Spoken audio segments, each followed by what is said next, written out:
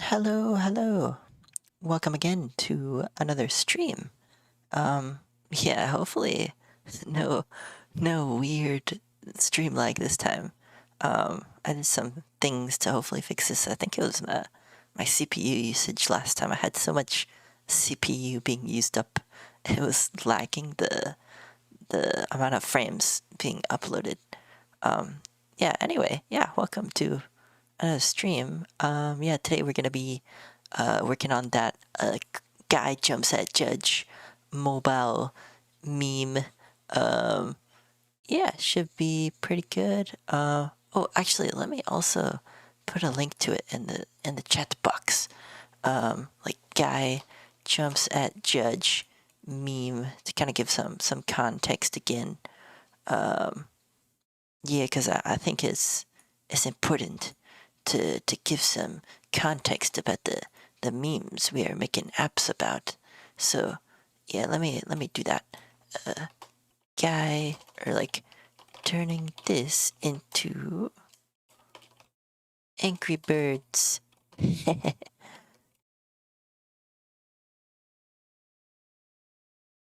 Alright. I think we are good to go. Cool.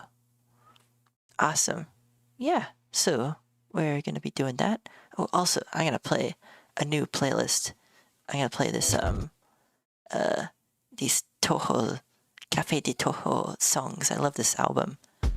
It's actually multiple albums put together. This is very nice. Yes, let's do that. And let us get into our app development, shall we? Should be pretty good. Yeah. Alrighty. Oh, also I'm gonna test the audio again just to make sure.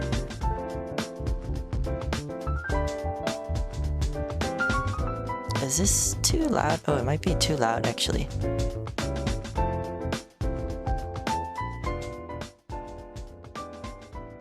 Yeah, I'm lowering this audio.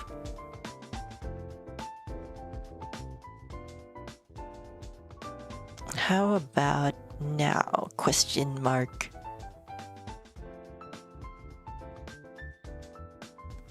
I'm gonna do some more scuffed testing.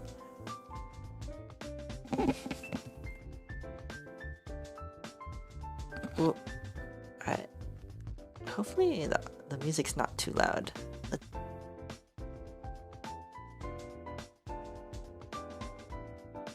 Alright, I think it's good. Yeah, I'm gonna keep it at this level.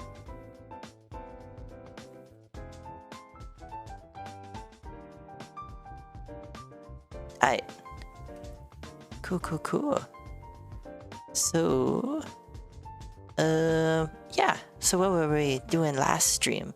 I think it cut out some of the stuff we were doing last stream. So let me kind of give a recap on what we've done.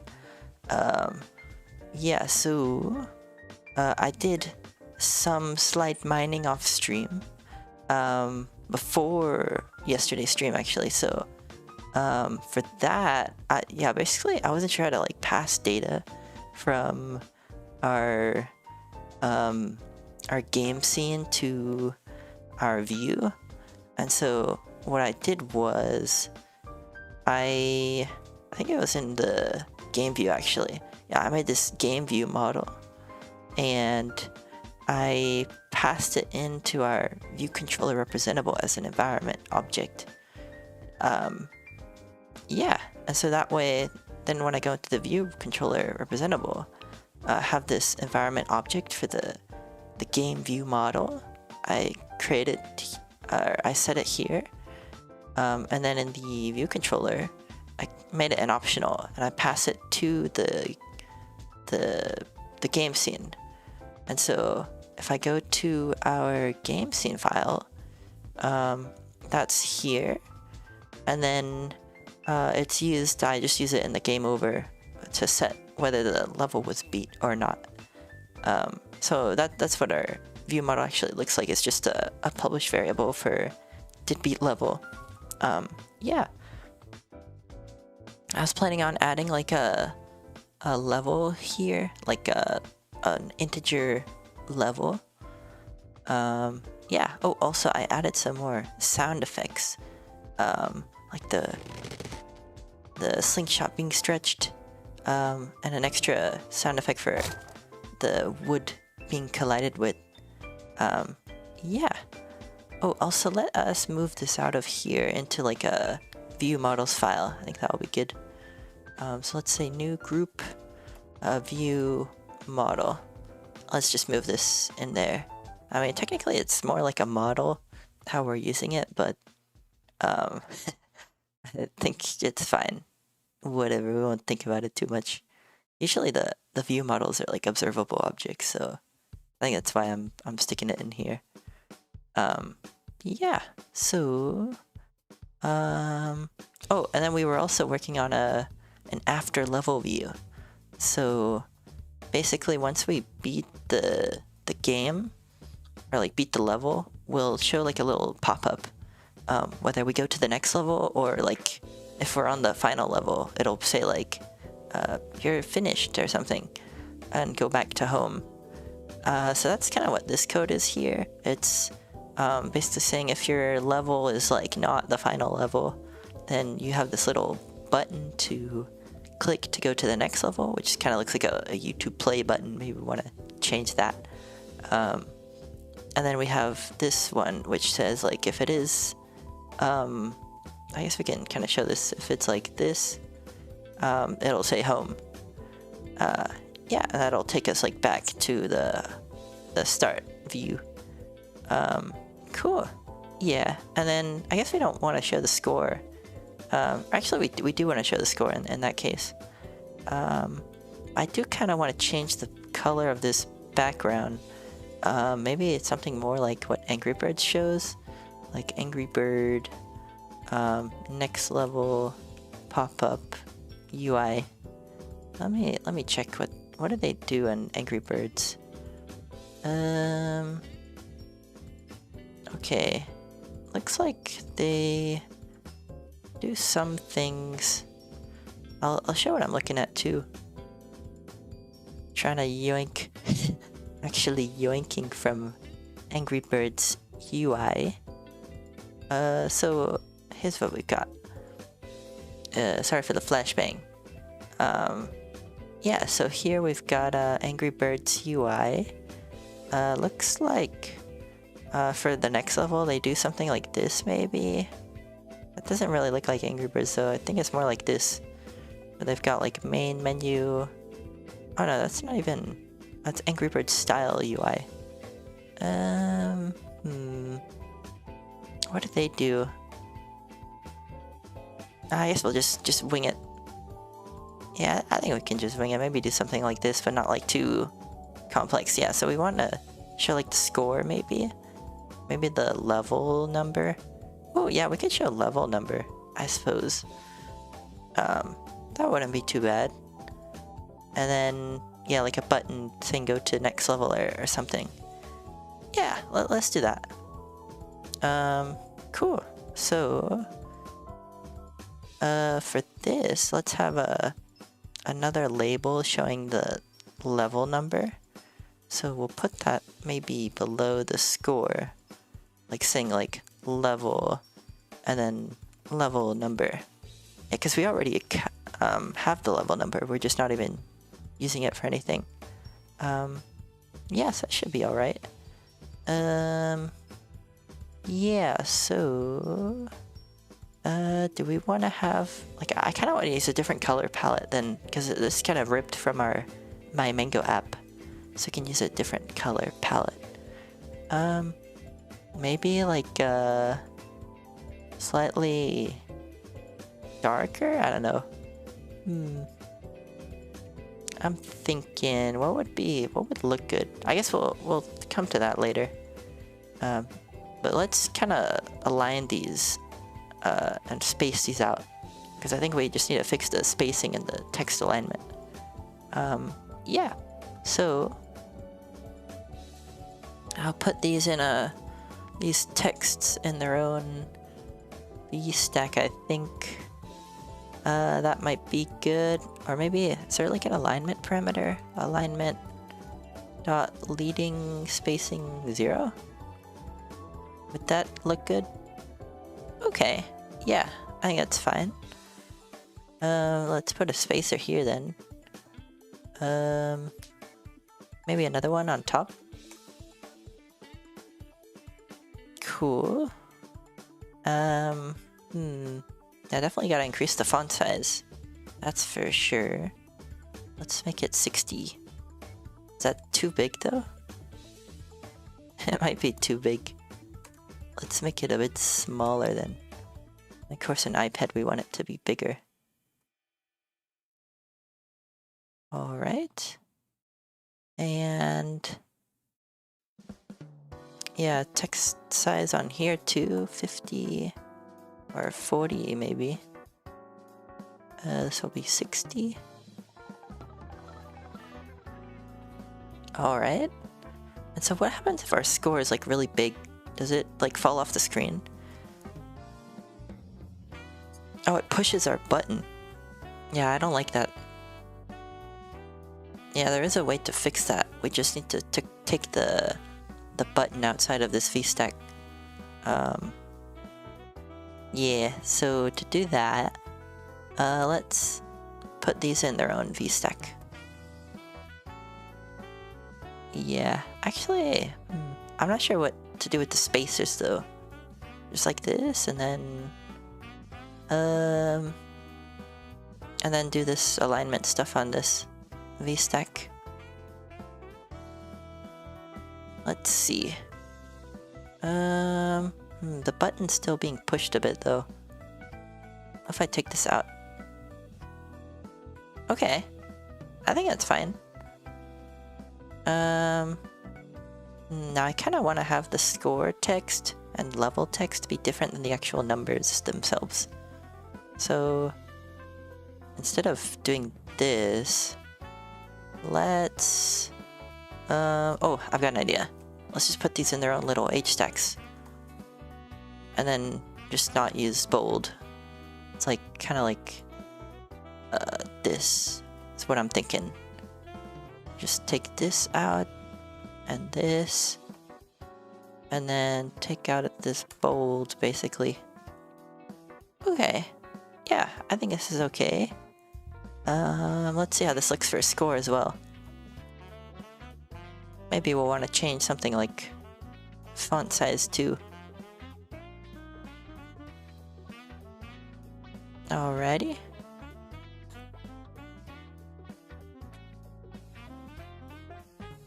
And let's see. Okay, I'm kind of okay with this. Or maybe I feel like the level and the score should be on the same. Maybe they should be right aligned. How do I want to do that then? I could put those in their own V-stack. Yeah, and then just put the whole thing in an H-stack. Oh yeah, that would be kind of weird.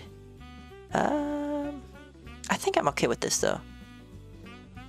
Yeah, maybe I just want to have more spacing between the level and the score, or the buttons and the text, or button singular. What if I did this? What does this look like? Like next level? Is that kind of obvious from this? I don't know if it is. Let's see. How do we want to do like next level? Let me check what they've done in other apps, like next level button. App UI, because I might be able to get some inspiration. Let's see. I'll show what I'm looking at as well. Uno momento. Yeah. Let's see. Alright. I'm sorry for the flashbang again.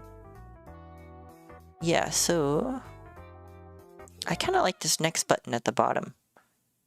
Yeah, just like next with in all caps, with a gradient and a kind of border color. Yeah, I could do something like that. Any other buttons like that? Yeah, this next. Yeah, it looks like everything's just doing next instead of like the weird triangle stuff we had. I'm gonna do that. So instead of this triangle, I'm just gonna say next in all caps. So we'll make this a text, and we'll say next, and make it bold probably.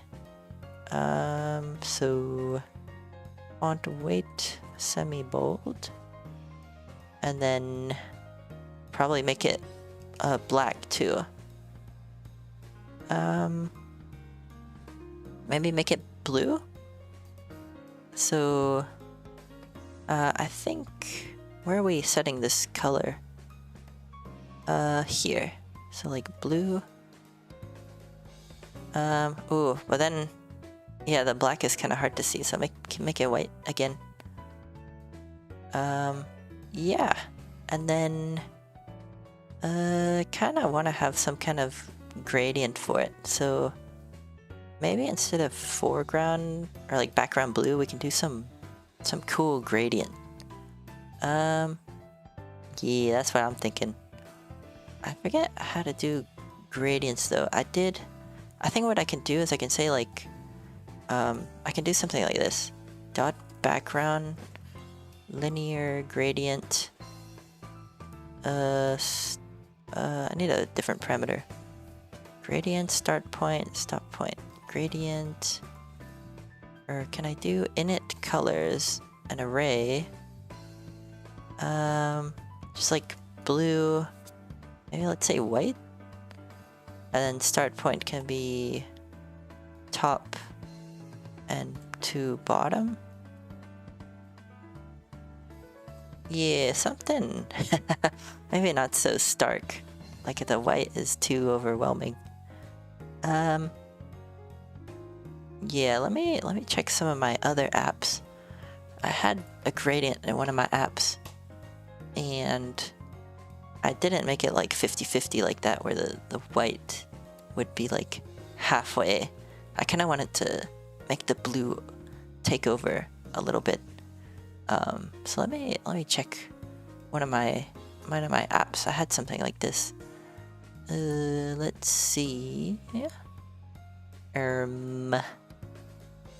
Oh, actually, yeah. I know which app to check.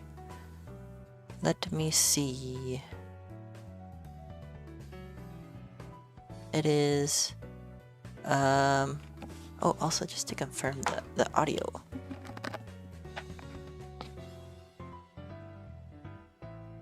Yeah, I think okay, it's fine. Yeah.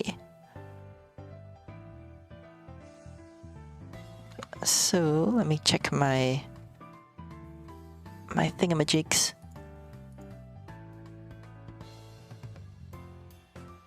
Yeah, okay, here's what I did. So so I have my init right, I think. Oh no, actually, no, this is a different parameter. So instead of this linear gradient, what we can do is we can say this. We can say linear gradient. We can have the stops, and we can say this is an array. And then we have our colors in here, so we say like dot blue or something. Or we can say we say like dot init. This can be blue. Our location we need to set to like 0 or something. I can have another one. So this, oh, we need a comma too. So this will be white. Say stop location is like off the screen. So I think it goes from 0 to 1. But if you make it like past 1, it'll start moving off the screen. And so then our start will still be top, our bottom will still be bottom. Cool. I think that's okay. What if I make this like 2.8 or 2? Maybe 2.2. Okay, yeah, it's a little better, I think. Yeah. And then maybe since the white text is with like a white gradient, maybe we want to do black for this. I think that's okay. I'll just keep it like this. I think that's all right.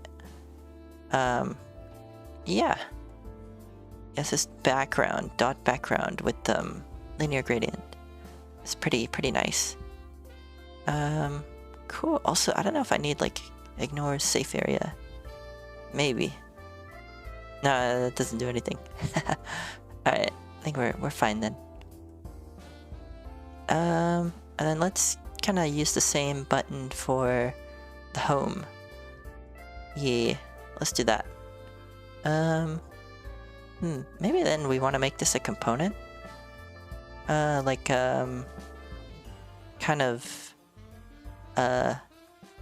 after level button or something. I'm okay. Yeah, I'm open to that. So like, I'll make a new file. I'll say, after level button. Yeah, so we can kind of reduce the number of duplicate code that we have. Some of it is not needed. So basically we can just take this entire thing and plop it on in here. That'll be pretty good. And then we'll want to pass in a couple of variables. So we'll say, whatchamacallit, var is iPad is a bool.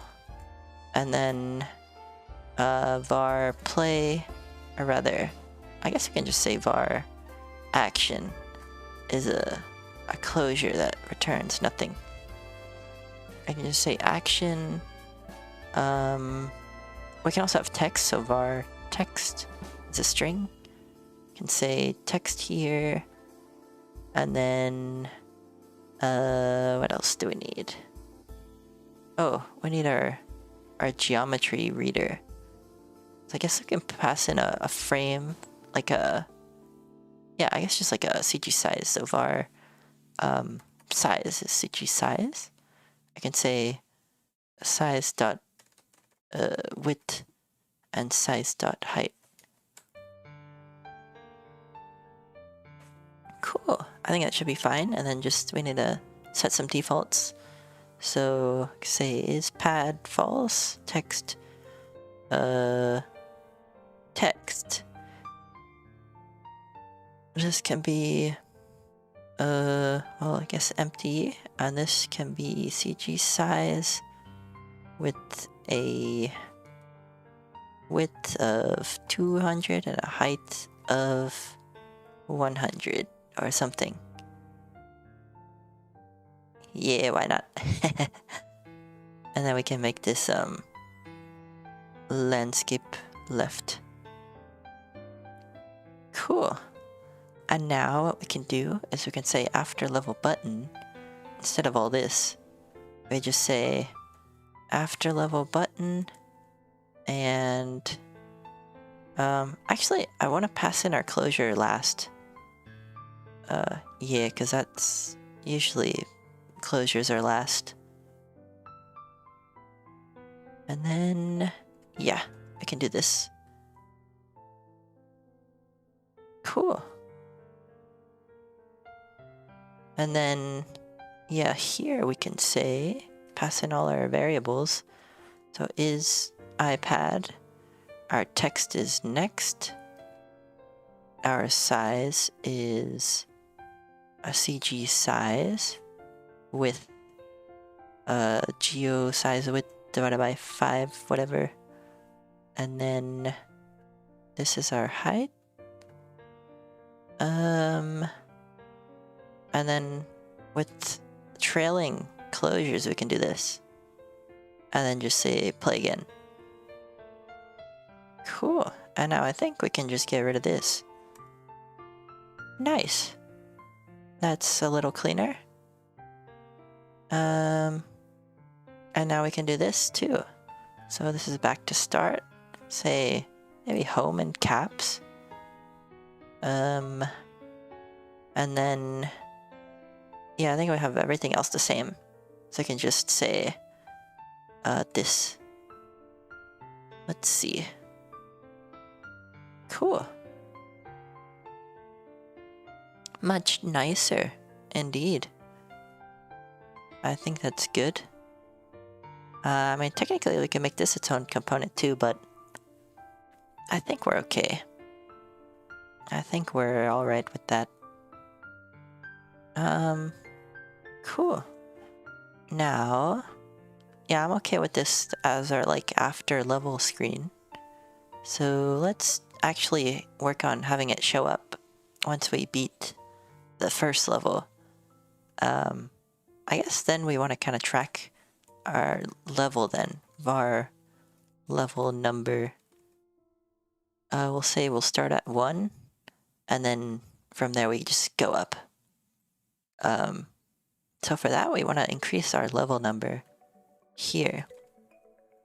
So game view model dot level number plus equals 1. So that we're like, once we beat the level, which is in this game over, or like beat level function, our level goes up. That makes sense to me. And then, what do we want to do from there? We would like to show our pop-up. So that should be in here. This is where we kind of commented this out. Now we can just say, now this is from my Mango app. So now we want to say, after level view, pass in a score, level number, and 2 closures.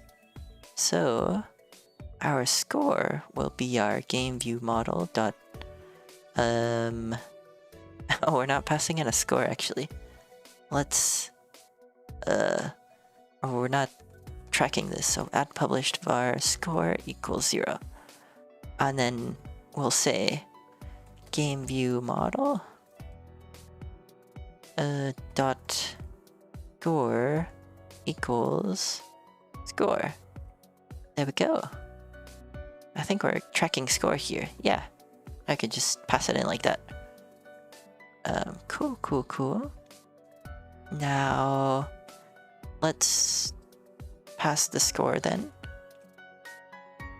Let's pass the level number. Let's pass in a closure for play again, and a closure for back to start. We'll keep these animation properties too. I like this. And we show it based on this game view model did beat level. Yeah. So we'll put that here and here, similar to how we had in our My Mango app. And then we need to have some parameters for these, or some actions for these closures. Yeah. So, what do we want to do? So for play again, we can say, what do we want to do? We want to initialize, we kind of want to update some level counter or something. Or no, we already updated that in our scene. So we want to reinitialize the view, or the scene.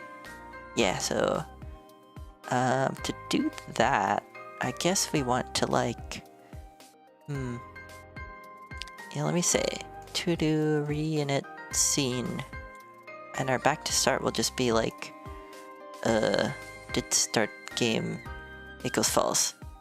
That's fine. How do we reinitialize the scene though? Okay, yeah, actually, this is where I want to have like multiple SKS files. Yeah.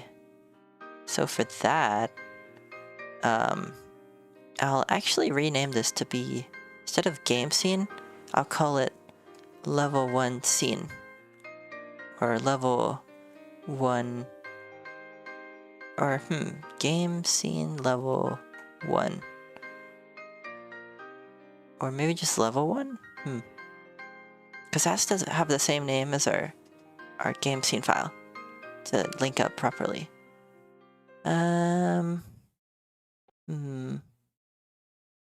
Level 1. I guess it's fine. Just level 1. And then our scene, we'll rename this to be level 1 as well.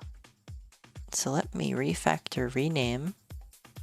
I can change it in all the places. Call it level 1. Yeah, I guess so. And we'll include this comment. Cool.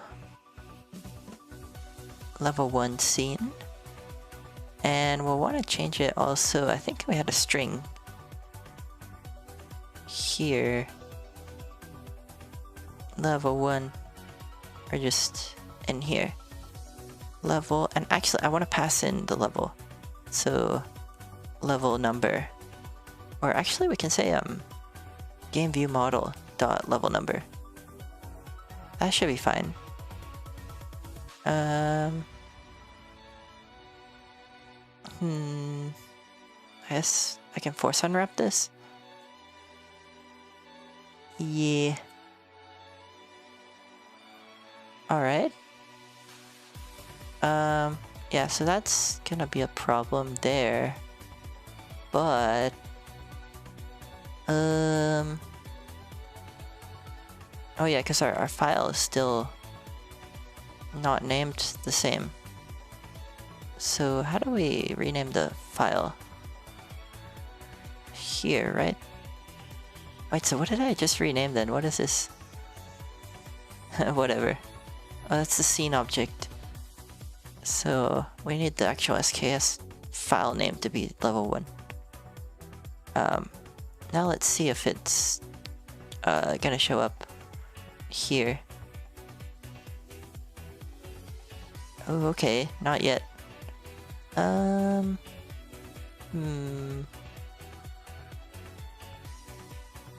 Let's see. What seems to be the problema?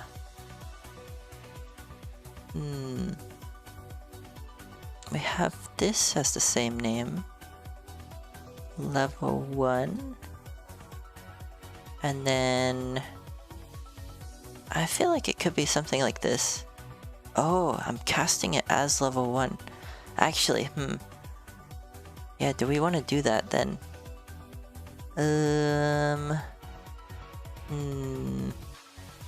I kind of want to have a switch statement in here then. Like switch on level number. Game view model dot level number. Force unwrap this. Case 1. Yeah, okay. Alright. This will be kind of awkward. Yeah, because I'm doing this like casting. Which I can't. This will have to be level 2 when it's 2, right? So we'll have to move this out. Case 2. I guess we can say default for now. We'll change this to be level 2 later. Yeah. Because we don't have a level 2 file yet. So level number we have as level 1. I have a weird feeling this isn't getting the right file. This is level 1. This is also level 1. Maybe I just need to like reset my Xcode? Sometimes it has to do that for like renaming files. I can do a product clean build folder. Let's see. Now I've just cleaned my build folder. If I rerun this... okay, no, still not. Let me try closing out of my Xcode and reopening it. Sometimes that fixes things. Let me get this back up. Alright, and now let's try running the preview again. Okay, yeah, still not. Game view controller representable. Let's see. Let's do some debugging. It's just happened when we renamed the file. So it could be we didn't rename somewhere that we should have.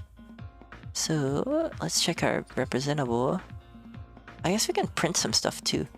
Like print game view model dot level number. Because this should give us 1. I can check in the output. Oh, it's not printing, I don't think. Oh no, I'm just... Okay, yeah, here it is. It's printing 1. Which is good. And then... What if... Okay, I'm wondering... Maybe it's something... Okay, so this is... Oh, custom class, that's what it is. This should say level 1. Yeah, I think that's it. So yeah, I think it must have been that we didn't rename somewhere that we should have. Ooh, okay. Maybe not just that then. Level 1. Scene.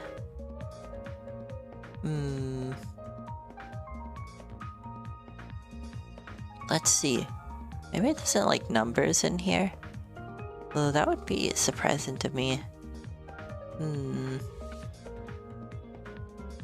let's see. What are we missing? M.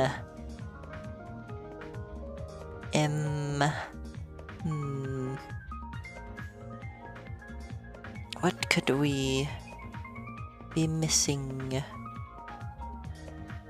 Let's check. Okay, so I'm gonna rename this to be level 1. And then same for this and this file. Just rename all of these to be level 1. Same for the scene too. I feel like it doesn't like numbers in this spot here. And then we'll want to say in our view model, this should say level 1. Alright, now let's see. Still not working. I definitely feel like I haven't named something that I should. Let's just see. So custom class, and then in our view controller we have this. If let's scene. Yeah, I'm guessing. Let's print here. Print or print here. Print game view model level number. Maybe it's like unwrapping a nil or something. Could do something like that. No, that seems to be fine.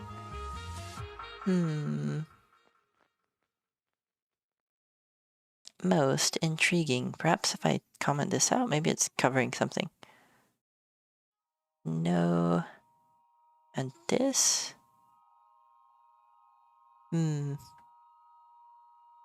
Alrighty.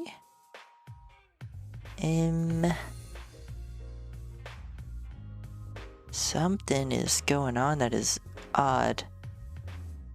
Let us... what if we rename everything back to what it was? If I just like undo these changes. So game scene is what we had it called. Game scene. I believe this also said game scene. And this too. And we'll have to rename this file again to game scene. We'll discard this. Yeah, I think that was all the changes. Oh, wait, no. We need this game scene. Alright. Let's see. If we undo our changes, will the view show up again? Okay. It likes game scene.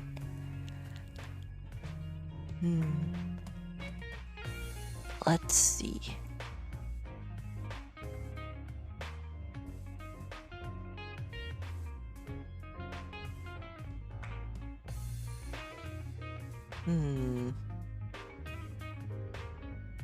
Interesting. Maybe it's because the location? Actually, it could be that. I'm gonna do something. I will... Yeah, maybe... Okay, I think I know what's happening. So when I change the file name in here, I think it's not updating on my disk.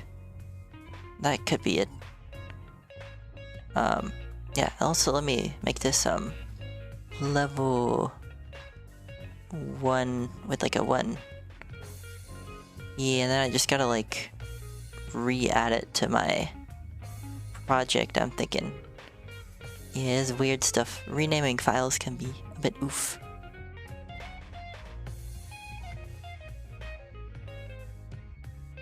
Alrighty.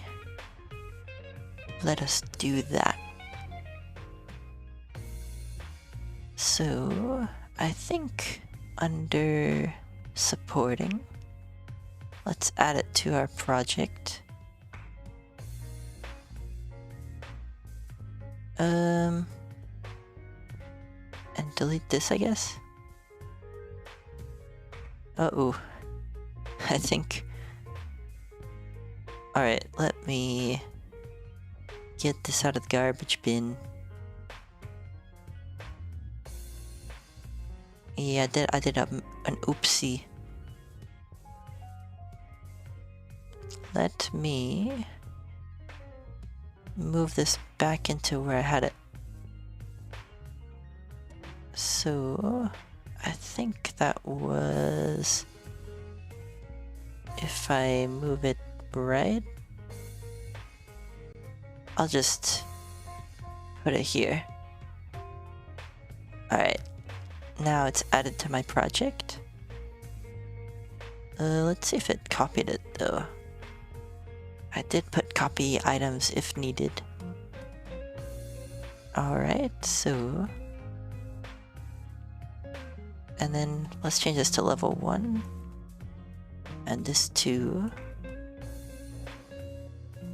Let's see if that actually renames our file though. I want to check that. Okay, yeah, it did. Maybe just the SKS file wasn't working. Let's check. And let's make this custom class level 1. Name of scene level 1. And then we shall see. I'm not sure where it reads this from because, yeah. So, okay, I think this may work. Ah, okay, cool. We've successfully renamed our file. We just had to add it back to our project. Like on our disk. Like it actually wasn't renaming and it was 2 different names at the same time, which is a bit awkward. Yeah, it's kind of hard to catch. Yeah. Anywho, this should be fine now. Yeah, so now we kind of want to have like another of these. So let's say, can we copy this? Copy file, paste. Oh no, not quite. Okay. How do we want to do this?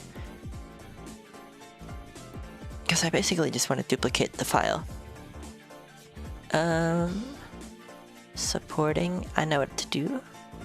I will copy it in my file system.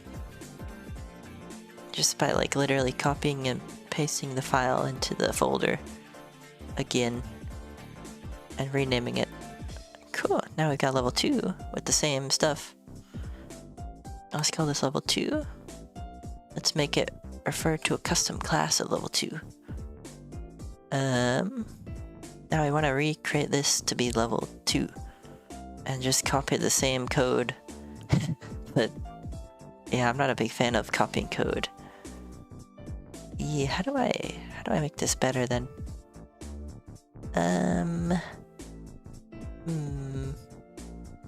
Is there anything I can take out into a separate file?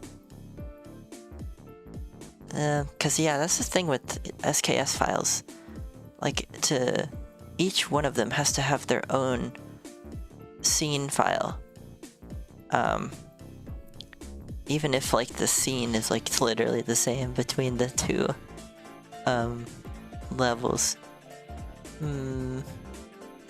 I mean, I literally could just copy this and paste it in the other thing, but that seems a bit excessive. Like for example, these I could move into the constants file, like into like its own constants file.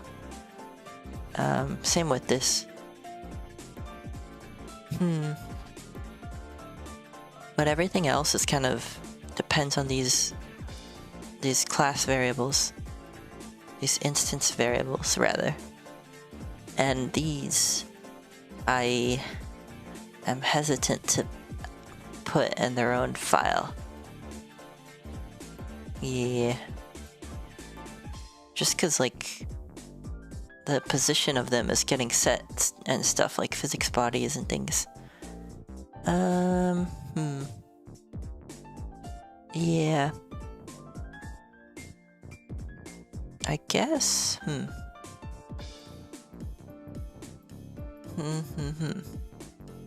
I do want the view model to be the same between the files. Because that... Well, I guess it will be the same, right? Because it's using this. And we'll just pass it in here. And actually... Yeah, okay, no, it's fine. Let me also uncomment this. It should be fine now. And let me take out these prints too. Had a print here.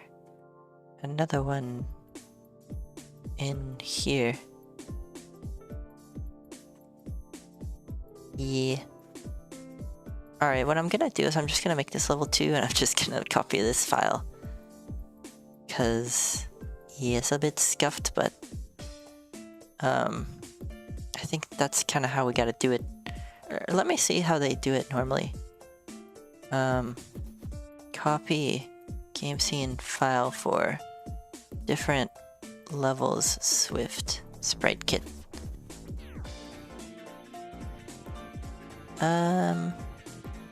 Let me show this. So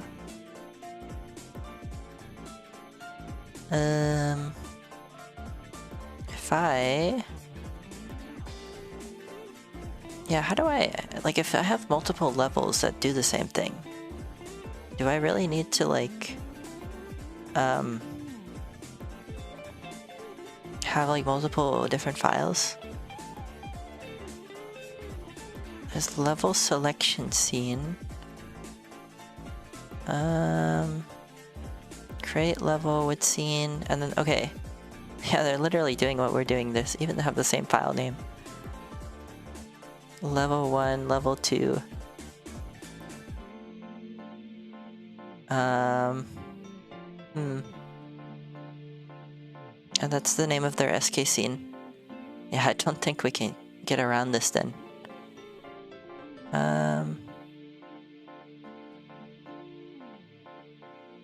Let's see.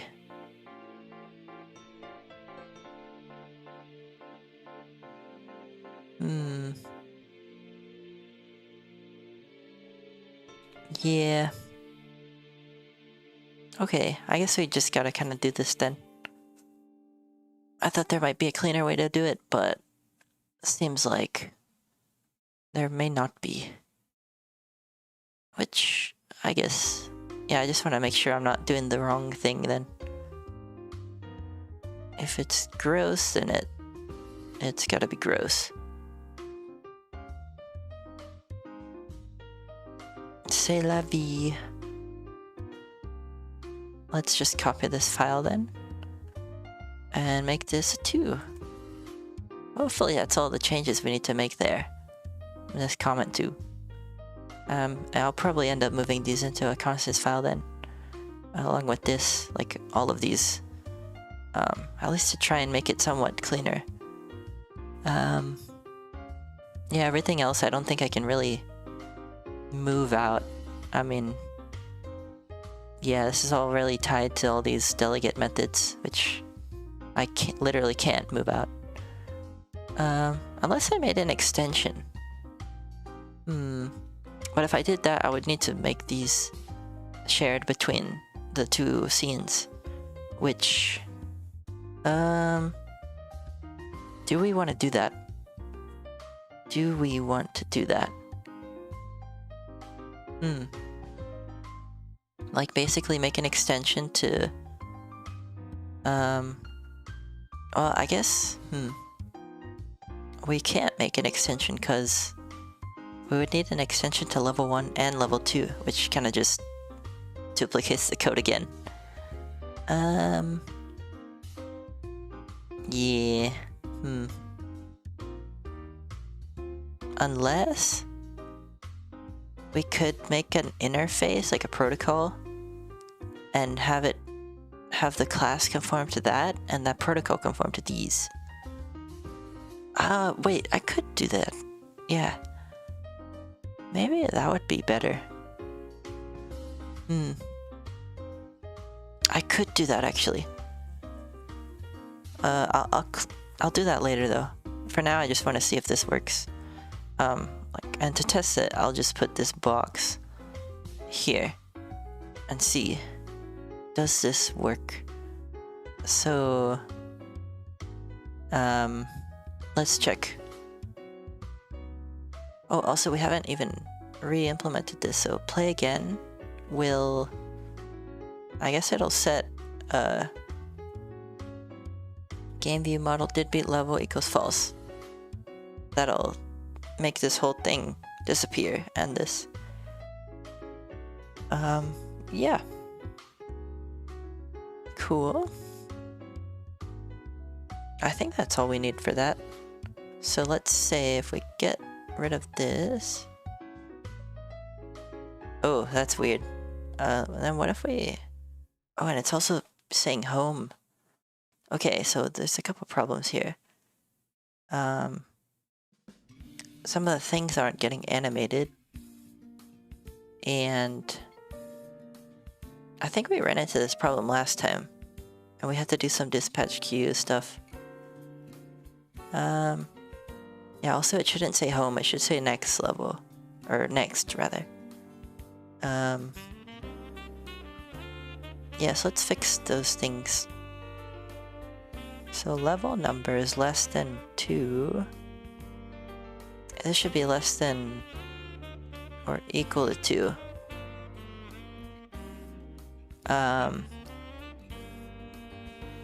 Yeah.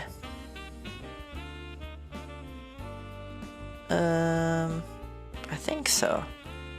Right?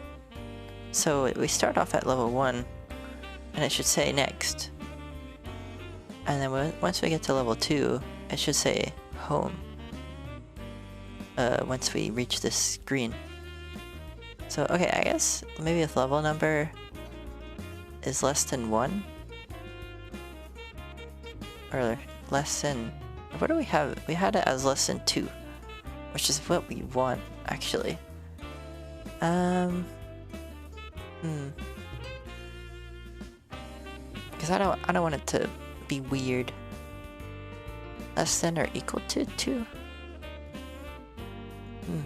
But then it'll end up being level 3, and we don't have a level 3. So I think we need to fix that logic in our game scene. Or maybe make it start at level 0? That doesn't make sense though.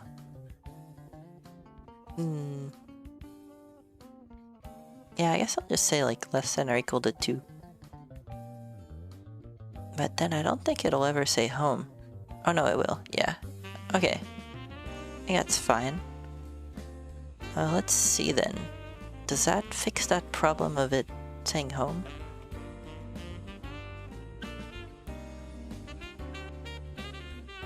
Yeah. Hit next. Oh, it didn't reset our scene though. Also, let's get rid of that little node count in the corner. We don't need that right now.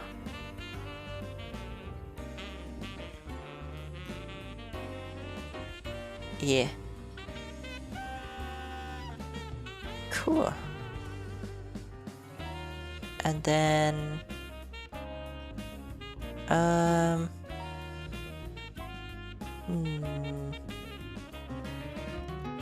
I think there's some duplicate code we can take out here.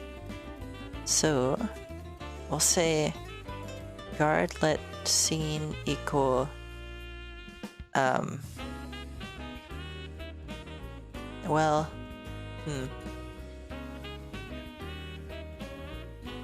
yeah, okay. So, I guess SK scene,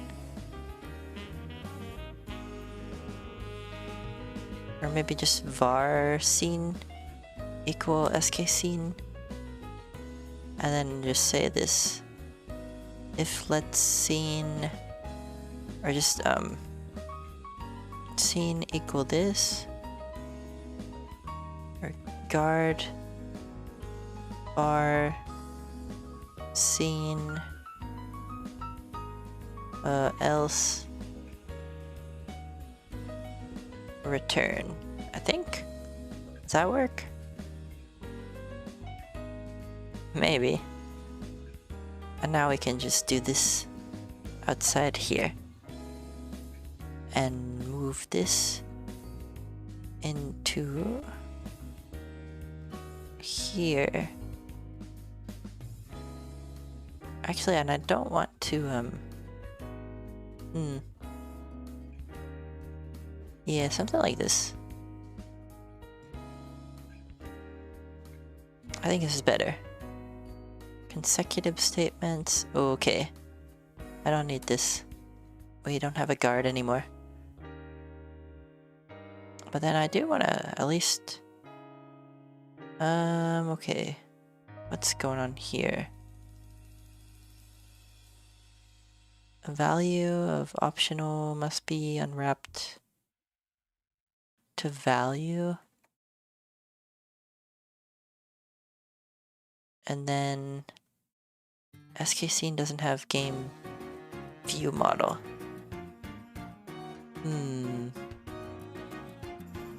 That's weird.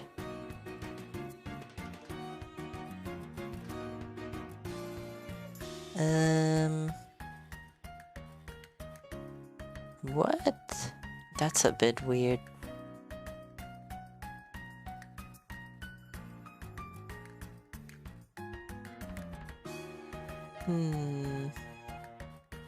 Oh, because it's on SK scene. That's why.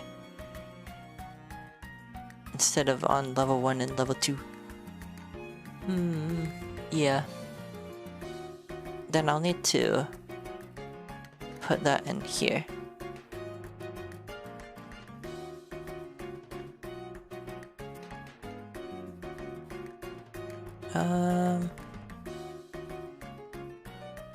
Okay.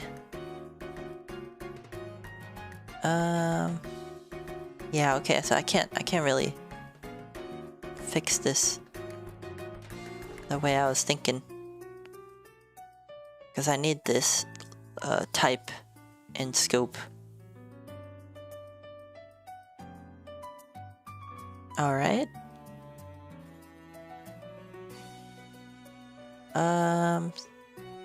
Yeah, wait, so what was I fixing? I was fixing, the... Yeah, it's not initializing the right game file. So... let's see. I think that's in here. I should be calling default. So... print... I guess I can print here. Print, level number. And then game view model dot level number. Let's see. So what happens if we do this?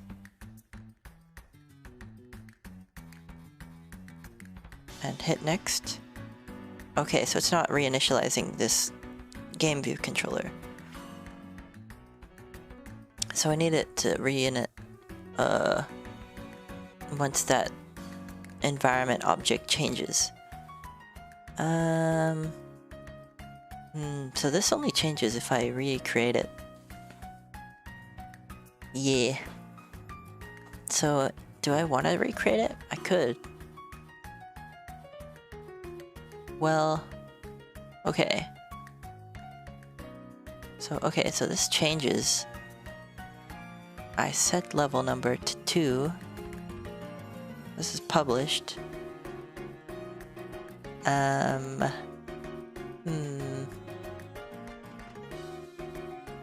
that's weird then.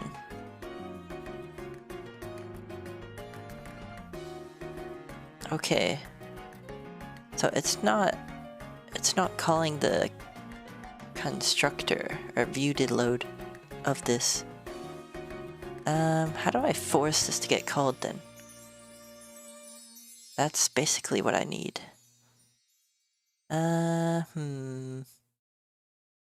how to do this. I guess I could maybe do like a tag for ID or something. Like a .id game view model dot level number. Maybe?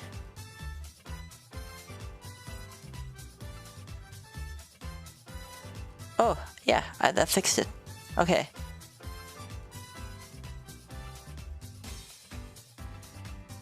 And then, okay, I guess that just breaks it.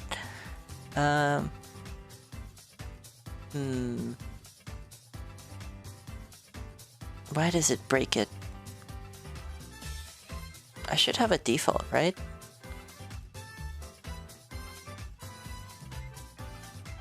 Yeah. Okay. What did I set default? Yeah, this should be default. Oh, okay. Oh, I've got an idea. I just make this case 2. And this can be 2. Right? Oh, I have an extra curly. Alright, I think this is good. Cool. Yeah, this is fine.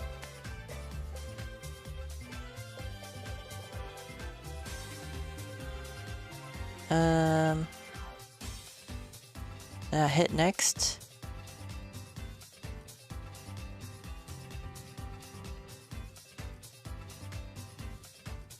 And then I don't like how it resets the thing before the next level though. Before I hit like the next level button, it resets it.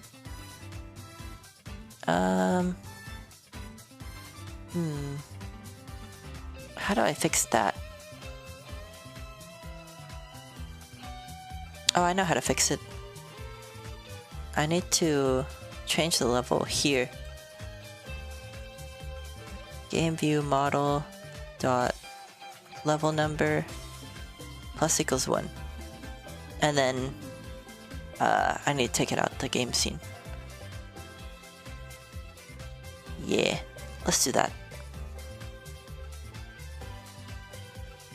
Where's my game scene actually? Here, I have 2 of them. So, take this out here. And then same here.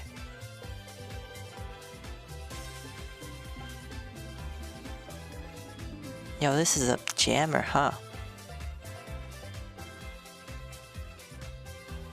So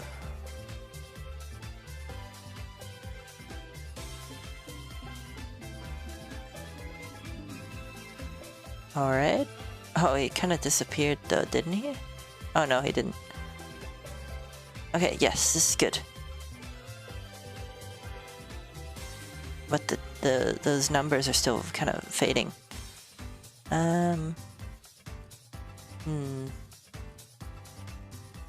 So can I do like yeah, I need the completion handler stuff again. Or dispatch queue.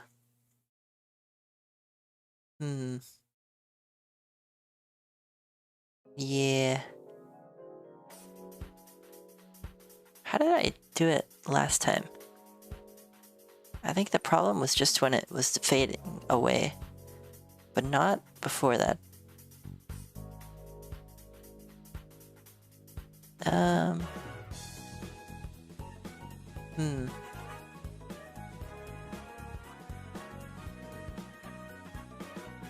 I guess one thing I could do maybe... Also, I think I can use actor.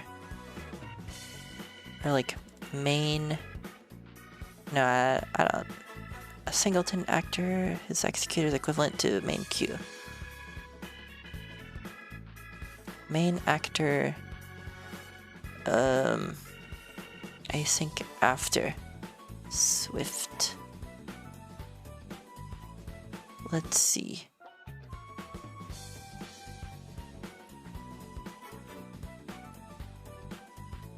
Oh, you can use sleep.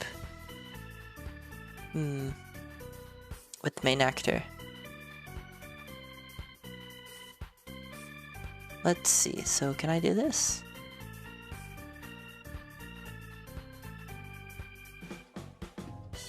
Do I have to mark this as like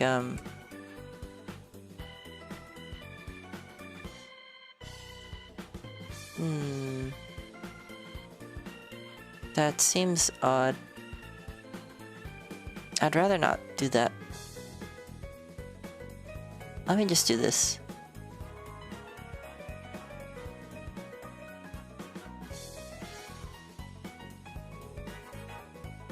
Async after. Now plus. And then what did we set our animation to?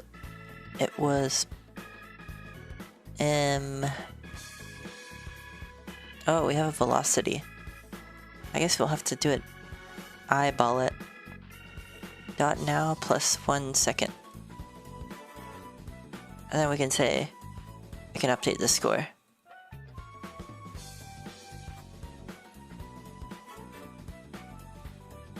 Oh yeah, self. I'll fix this.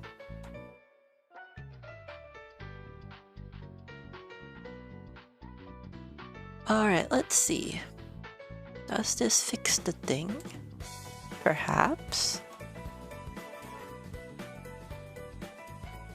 The animation stuff.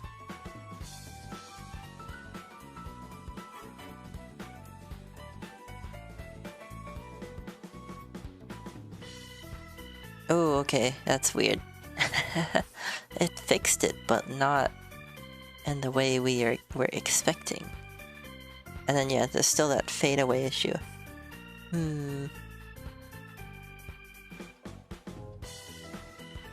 Okay.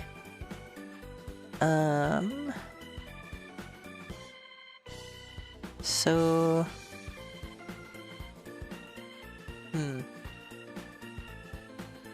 game view model dot score equals score. Can I like execute code after an animation runs? Execute code after SwiftUI animation. With animation.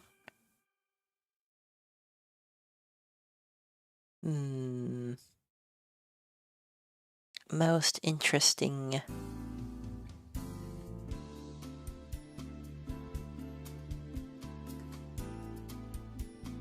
That's iOS 17 though.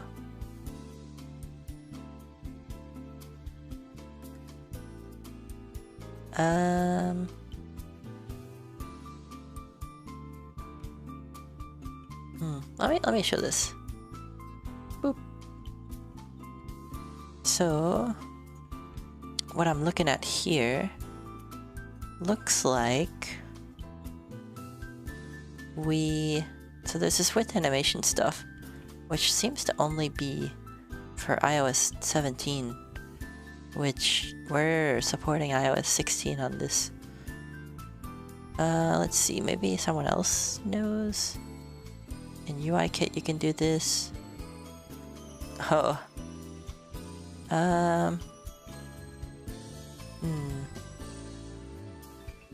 Animatable modifier.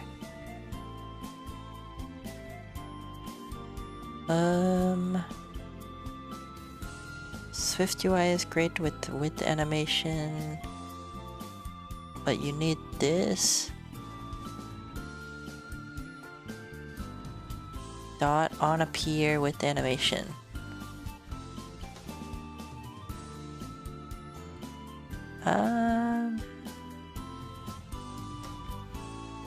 Dot on animation completed. Ooh, I like that. Kinda.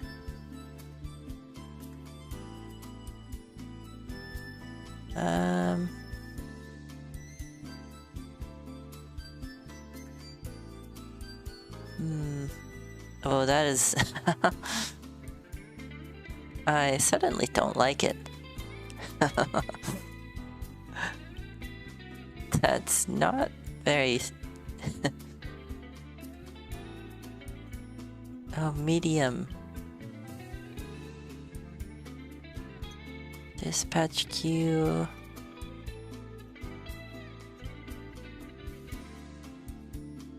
Okay, I'm seeing a lot of this like with animation stuff. Maybe we can do something like this.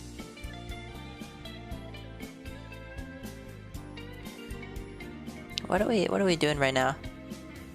So we have this. Can we put a width animation block in here? I wonder.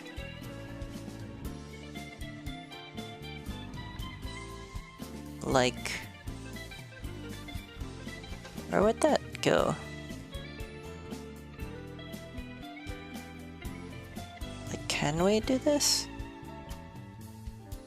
Extra argument. Yeah, that's what I kind of figured.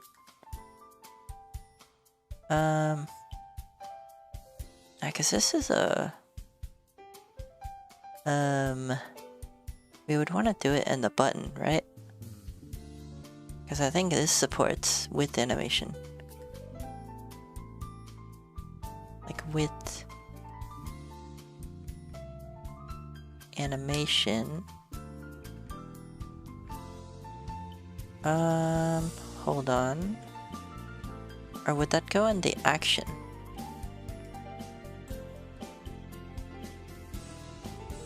With animation. Okay, so that works. Now how would we move this out?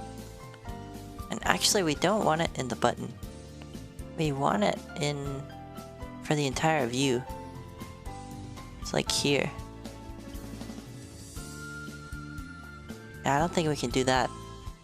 I think it only works inside these closures.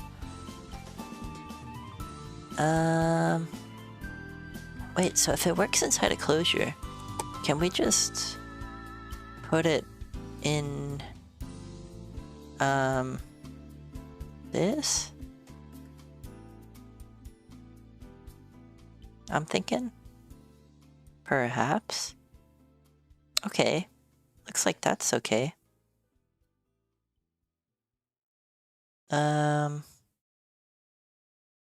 Let's see then.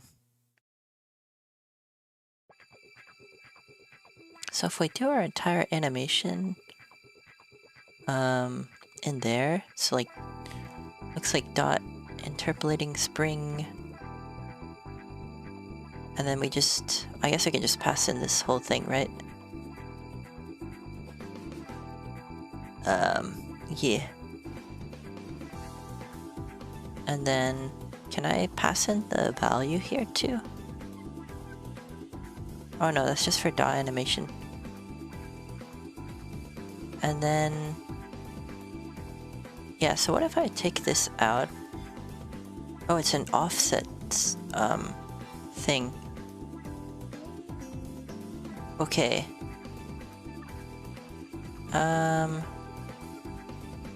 Yeah, I'm animating the offset. So how do I do that? With animation, offset animation.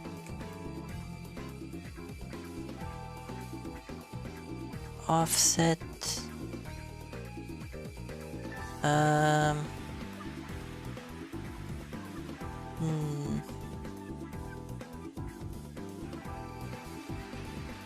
I wonder. I may have to consult the chat GPTs. How do I animate with or offset from bottom of the screen using width animation? It might not know because width animation's pretty new. I think. Oh, okay, here we go. Or they use tap gesture. How can I do this within a custom UI view? Actually, I might show this too.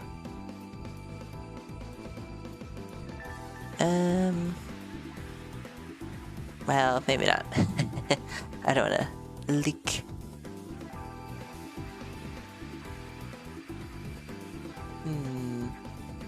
Within a custom UI view, with its own closure passed in instead of on tap gesture. Let me check the thing. Let us see.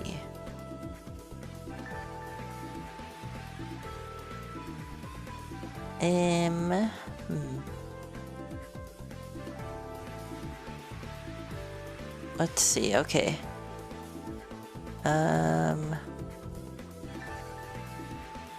Yeah, I might just create a variable here, like at state var y offset equals 0. And then here I'll say y offset equals whatchamacallit, geo.size.height. And then oh, it should be this. And then what to do? Yeah, because I want to reset it once it's done animating, or once I click the button. I reset that to be 0. Yeah.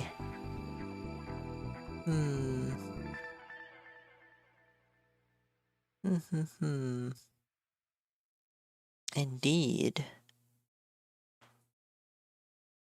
Okay.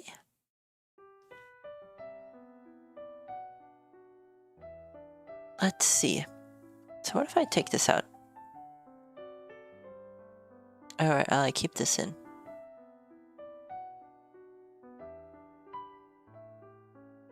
Let us see what happens.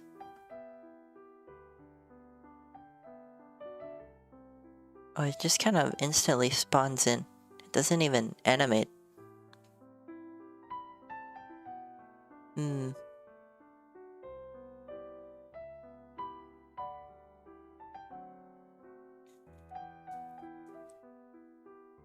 Yeah. Is that because of this? Maybe I need to set this to be Y offset.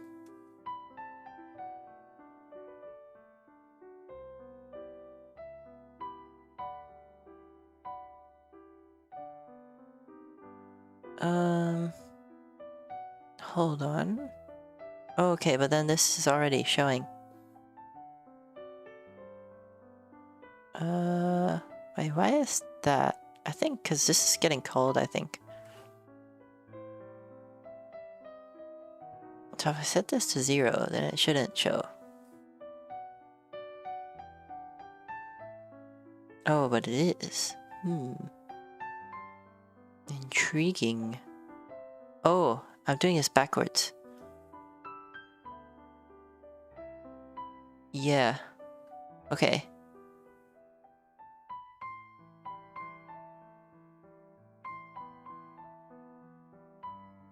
But then the Y offset isn't getting set.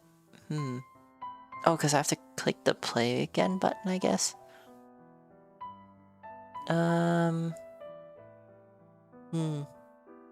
Okay. Yeah, I guess I can't really do this. I think I'll have to use the dispatch queue stuff. Yeah, it's a bit gross, but I think we gotta do something like that. Yeah, because we can't really run something after this animation block. Or how can I run code after .animation is complete?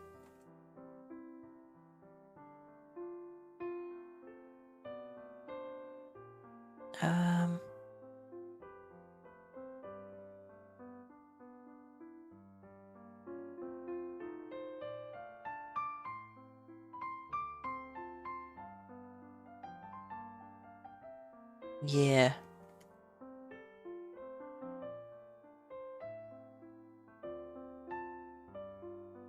Alright, yeah. I'm checking the chat GPTs for dot animation.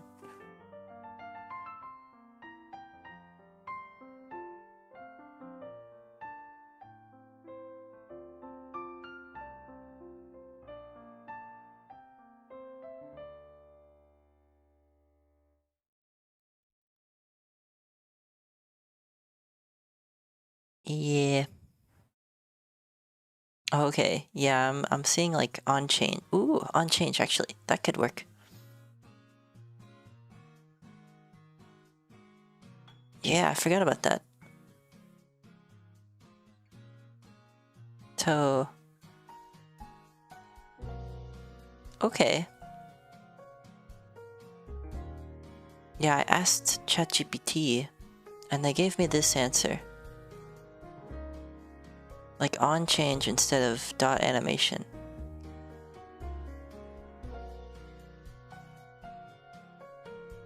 Yeah. And then they have also the state variable for y offset as I did.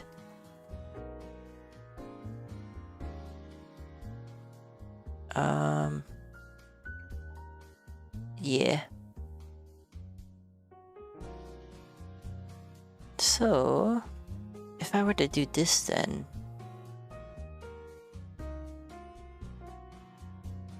how would this change the thing?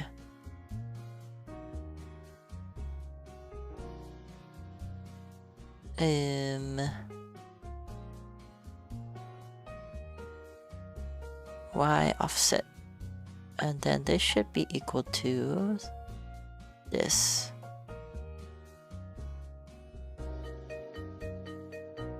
That should be CG float.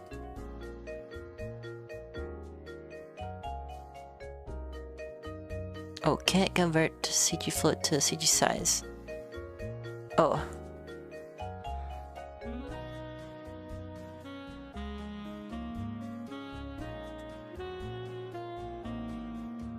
Cool.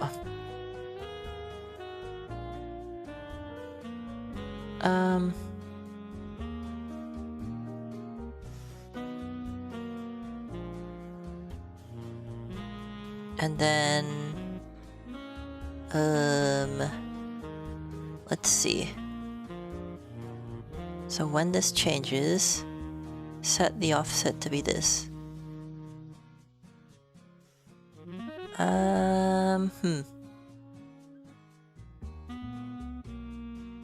I guess if new value, so if did beat level, then do the thing. Wait, but it's already true then. Why is that? Maybe if not new value? Oh, but it's still... In any case, it's showing this. Oh, that's right. I'm doing it backwards again. This needs to be 0, and this needs to be that. Or rather...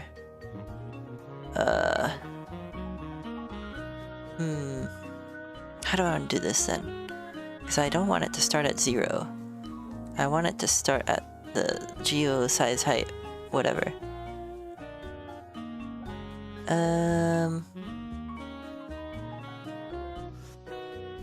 I guess this is the same as this. UI screen dot main dot bounds dot height. Yeah.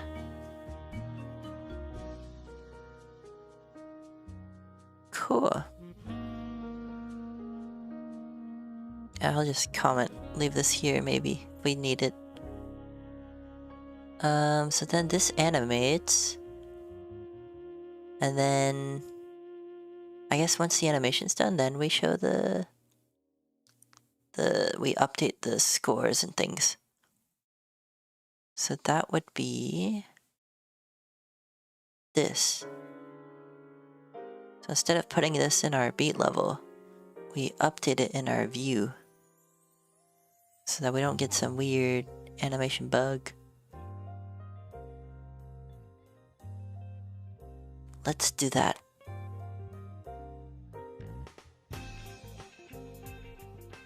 I think we are doing it here.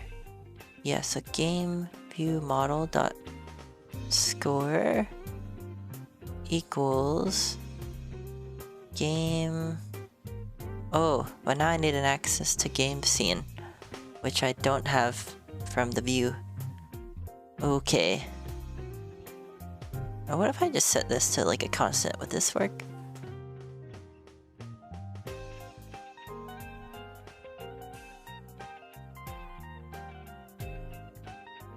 Okay, that works, but it's not like it's updating.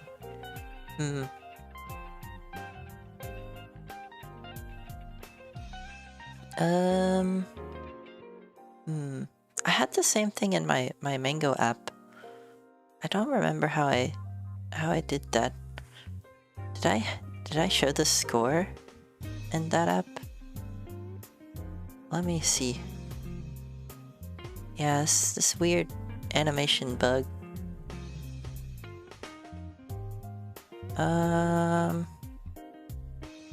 Game overview. I did show the score. Oh yeah, okay. And then... Wait, did I set it from the thing then? From the view. Let me show this. I'm checking my old code for my Mango is to blow up app. Because I had the same like game overview with score, but it didn't have this animation bug at the beginning when it was animating in. So it's like animating in.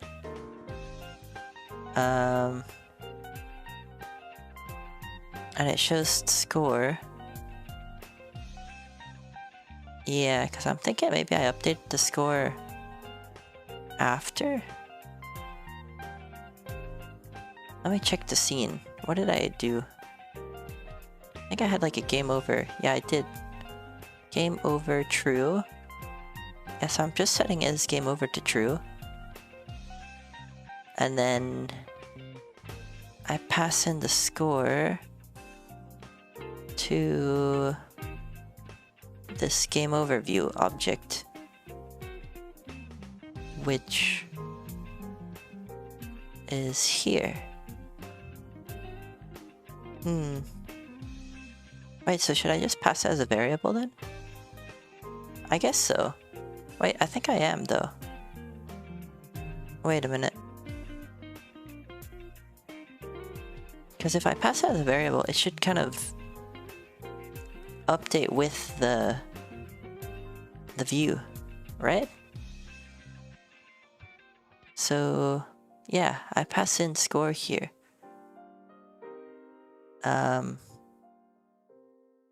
Yeah. So then, something else is happening. Cause wait, if I review the other thing, so I update score. When do I update score? Oh, I think I know what's going on. I need to be updating score before I call this. Okay, so yeah, first off, let me get rid of this. I don't think I need it. Yeah, and same for this.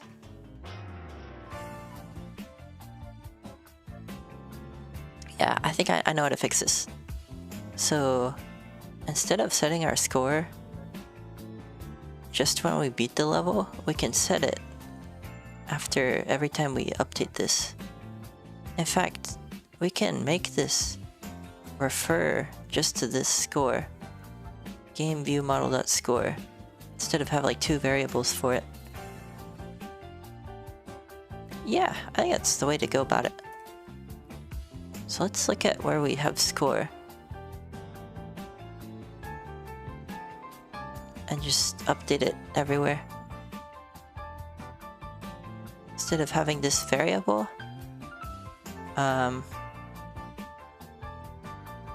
Yeah, we just, yeah, wherever these errors are, we say this.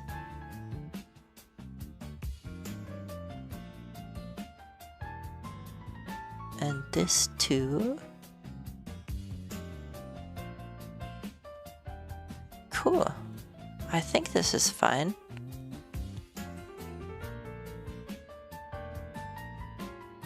Alright. Oh, some more labels.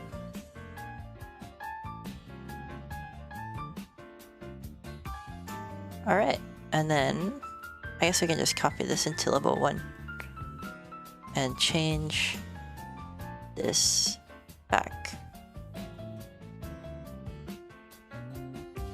Alright, I think this is fine. So now our score is still updating.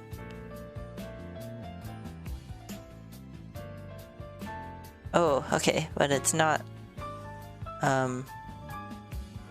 yeah, it's still not animating with the rest of the view.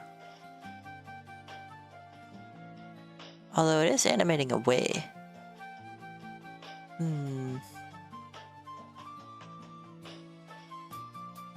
Okay.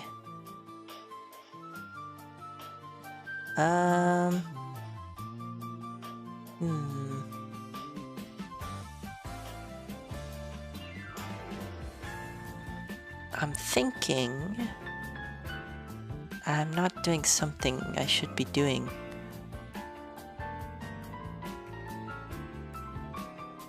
Maybe in our scene? Oh yeah, this is our scene. One of them.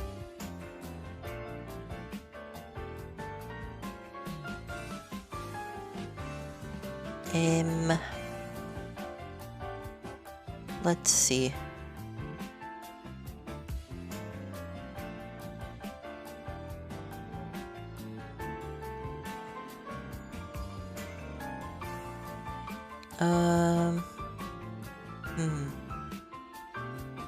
Yeah, honestly, I'm just gonna... This is a weird bug to fix. I'm just gonna think about it later and do the bluebird and the sound for the time being. Yeah, some weird animation timing bugs. That's shouldn't be too bad as long as we can right now just get to a point where we can swap between the first and the second level. And so once we hit next, like it goes to the next SKS file. And then, oh, but it's still saying next here. See, that's the kind of bug we want to catch. We don't want it to say next here. We want it to say home. So we want to do that logic in our after level view. Yes, it should say less than 2. Then we say next. I think so. Yeah. Yeah. Okay. Wait, but that means our level number isn't getting updated, I don't think. Or no, wait, it should be.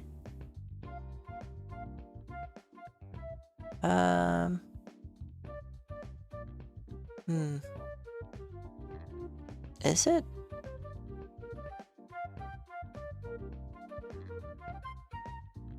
Oh no, I'm doing that in here now.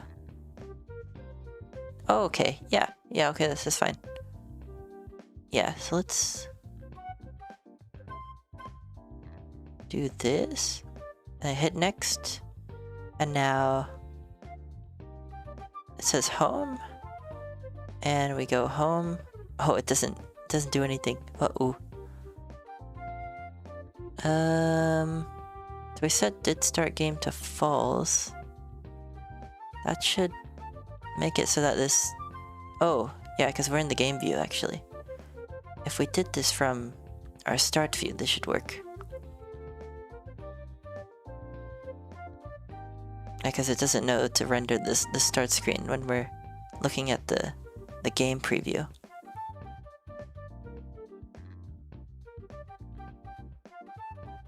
Alright, now home. Cool, okay. Yeah, this is fine. Also, I did want to change the start button. It looks weird.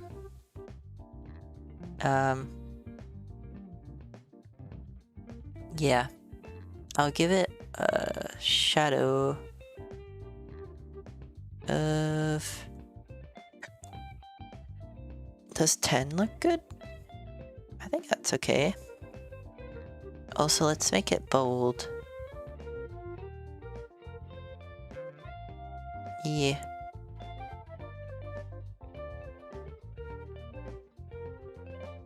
Semi-bold.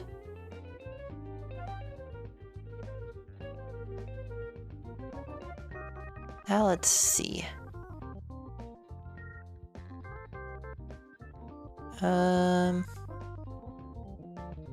Maybe I can make it light blue. It's like a start button.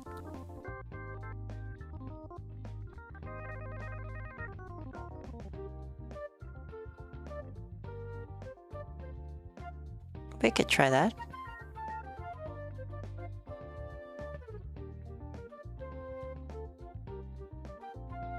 Or, yeah, just regular blue.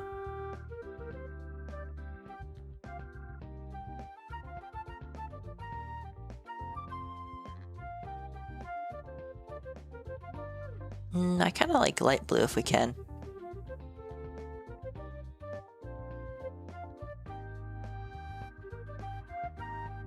I think I can use a color literal in here. Let's see, how did I do that in my other thing? Let's see, start button. So, what we could do is we could say in here, let's do a background of color.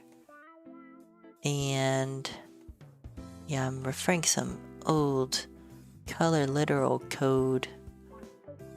We need like a RGB. So let's say just this for now. Green and then blue with an alpha of 1. Yeah, so this is black. We want it to be light blue. So what is light blue RGB? It is, I'm seeing on the Googles, it is 173 red. And we need to make this a fraction of 255. 216. Oops. Where were we here?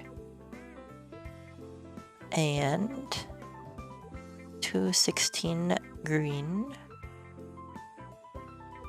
Ooh, that's a snot color. That's not a nice button color. What else? 230 blue. They say this is light blue? Ooh, that's kind of a bit too... It's not very dark. Oh, I keep doing that. My bad. Let me increase the blue, maybe? Make this 255 blue. Maybe it needs more red then? If I make this a 90. Oh, that's even... I'm just gonna do like a color wheel or something. Let me pull up a color wheel. A color wheel online. Yeah, let's just do this. I ain't gonna math it out. Let's just do this. I wanna like this color. Now we need to convert this hex into RGB. Yeah.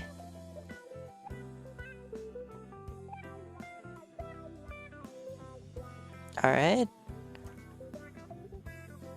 Convert 2, 211, 253.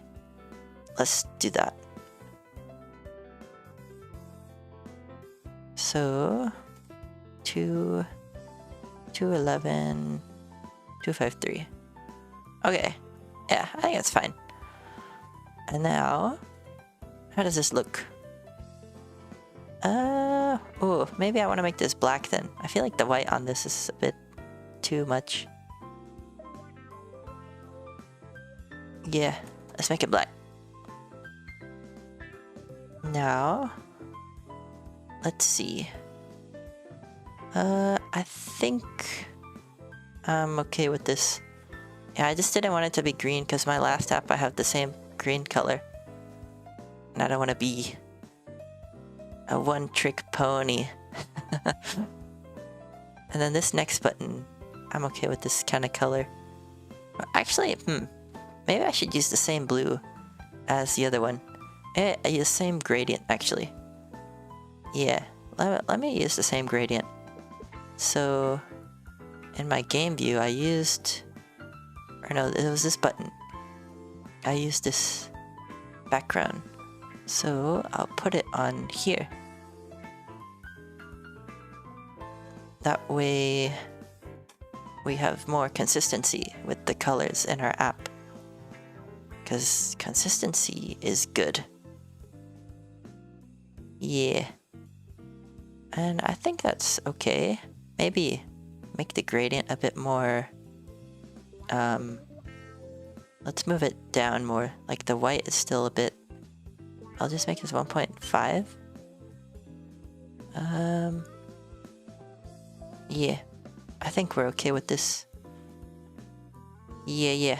I'm okay with this. And I will make the other one the same offset 2.5. Okay, cool. I think we are good then for this. Now I will work on implementing our bluebird, or the dude jumping at the judge, the blue one. Because in Angry Birds it like splits into 3. Well, we can do that. Yeah. So how do we want to go about that? So we'll need to implement it in both of these scenes, just like copy paste the same code. Oh, also did I say score plus equals? I don't remember if I did this update. I was changing some code. Okay, yeah, I did it in both of these. Cool. Yeah, because these files have to be the same. Yeah, so can have some weird copy-paste bugs. Alright, so...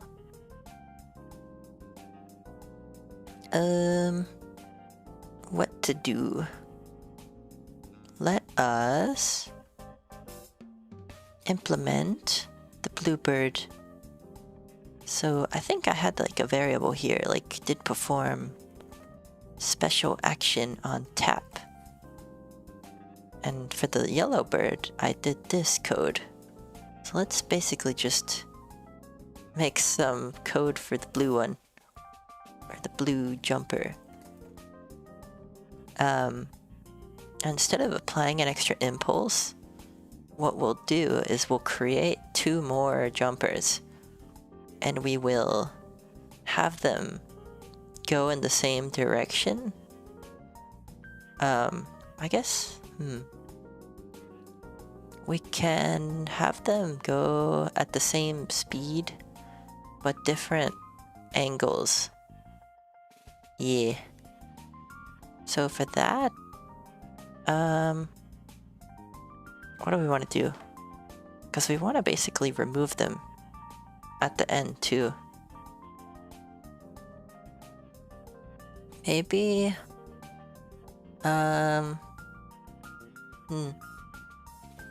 we can have like jumper, like blue jumper 1, blue jumper 2.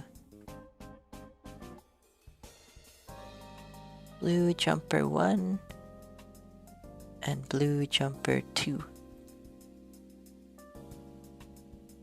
And we can create them with the same color blend, a different name, a different position, importantly. Same impulse though, or same velocity, but different. I guess it would be a different velocity, but same magnitude of velocity. Where do we set this?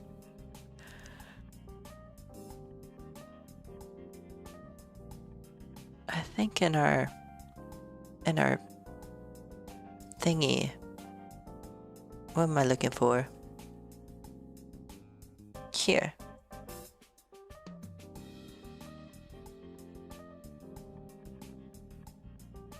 This is blue. This is also blue. This should be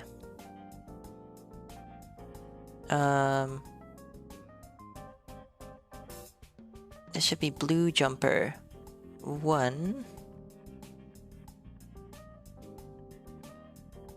And then the other one should be blue jumper 2.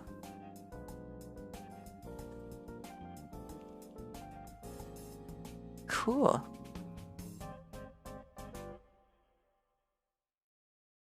All right.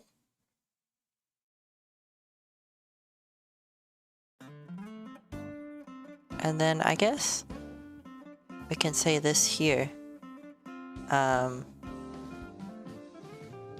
Yeah. Like if current bird num is 3, then well, I think it's fine if we don't remove them.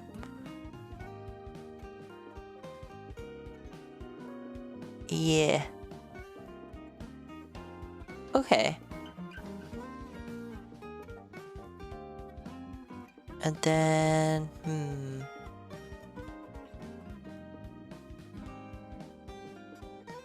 okay.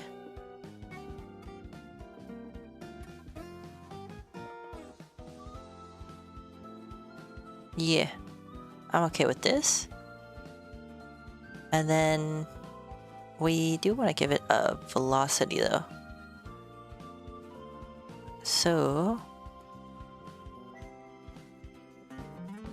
can we do like blue jumper 2 dot velocity equals player, or like jumper dot velocity? Can we do that? Oh, unwrapped.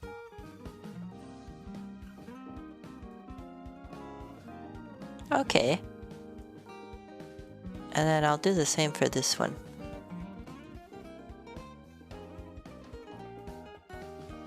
Now, where do we go with positions? Where do I set the jumper position anyway? Oh, I don't set it, right? I just, that's part of the SKS file. Yeah, okay. So I'll need to set the position here manually too.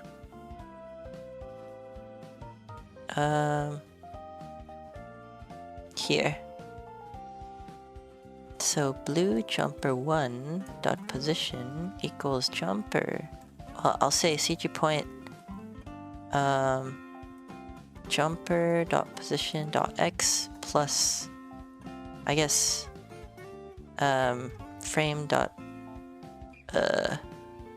well, I guess it'll be the same height or same x but different y. Yeah. Jumper dot position dot y plus geo, or rather frame dot height divided by 6, or maybe plus blue jumper 1 dot texture dot can I say width? I remember. I'll just say like, yeah, frame dot height divided by 6. And then the position for the 2 will be minus this. Yeah. Okay, let's see how this kind of looks. Yeah. Let us see. Oh yeah, also I do actually need to remove them. So if current bird num equals 3, then blue jumper 1 dot remove from parent, and same for this 2. Alright. Now let's see how this looks. Oh, actually, also, I need to copy this to level 1. Cool.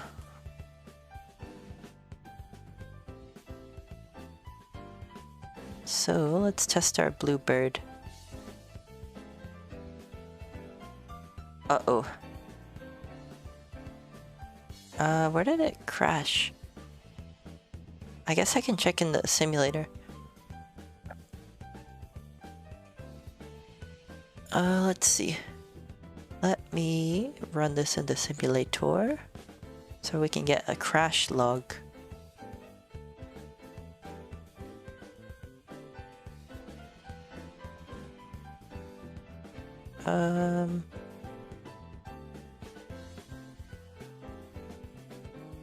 Yeah.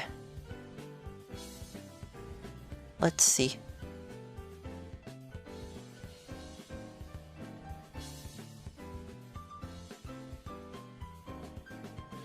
So, where is it crashing? Found nil while unwrapping an optional value. Oh, right. Okay. This should be SK sprite node texture, SK texture image jumper. Oh, and actually, can't convert string to UI image.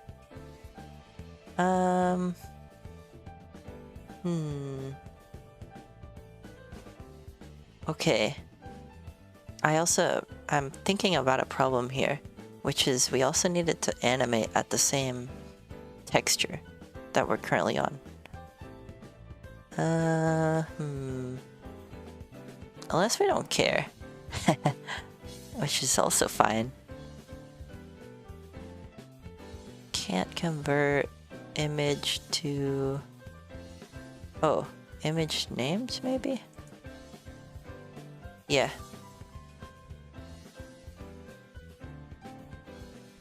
But then I think we need to set the frame too.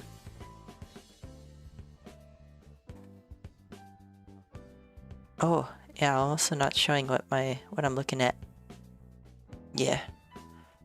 I basically just changed this line from like child node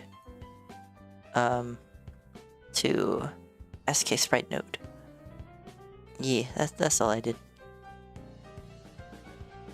Now if I run this, let's see. What are we gonna get with our bluebird? Oh, okay. It's taking on the yellow bird for some reason. Jumper.name equals blue jumper.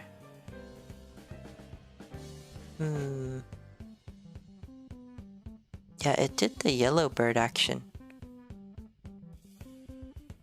Why is that? Is this not getting called? No, this should be getting called. Because it's changing color.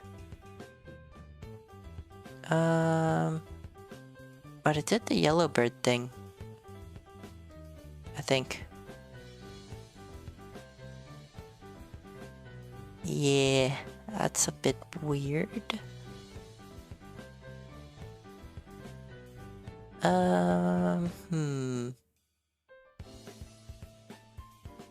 That's very intriguing.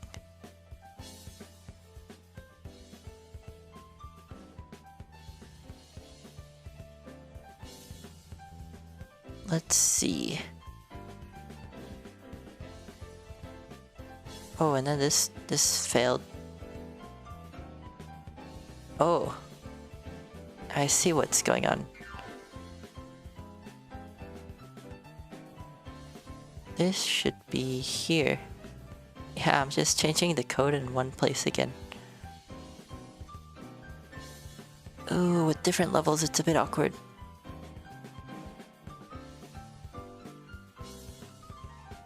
But let's do this.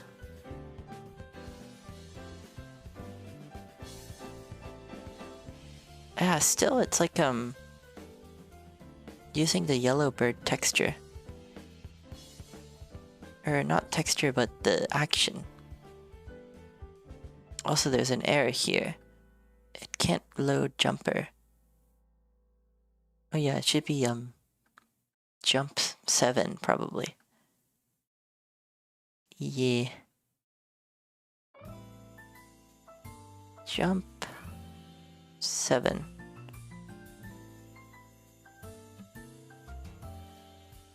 And we'll put this here too. Oh, also this is red jumper. This should be blue jumper.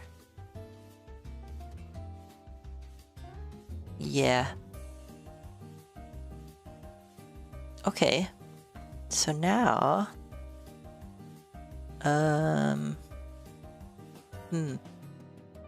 What do we want to do? Oh, because we are playing an impulse. I see. Yeah, we don't want to be doing that. But we do want to add child blue jumper 1, add child blue jumper 2. Yeah, because we're not even adding them. We do need to be doing that. Okay, I think that should fix our bug. Now let's see where it puts these jumpers.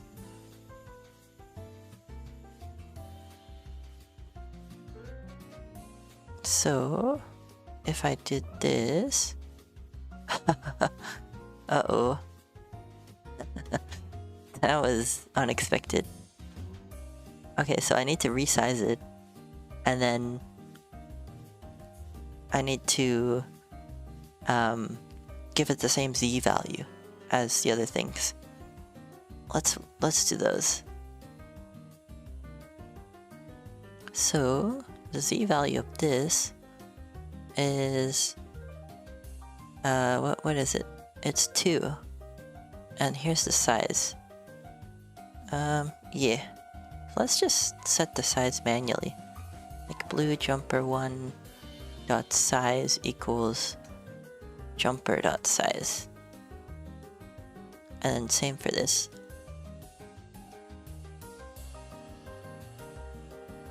And then we also need to set the Z. So blue jumper 2 dot Z position equals 2. And blue jumper 1 dot Z position equals 2. Let's order it to.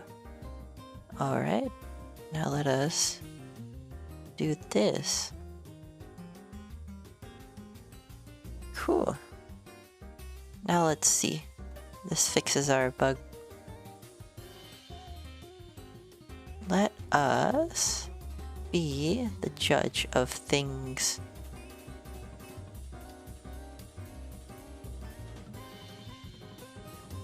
Oh. Okay, so it's not moving them. So I guess the setting of the velocity doesn't fix our thing. Yeah, so this line here is not really doing anything. I guess what we can do maybe is apply an impulse. Blue jumper to apply impulse. And then we can say this can be the velocity of jumper. Yeah. That might be the same as what we're looking for. Let's try this.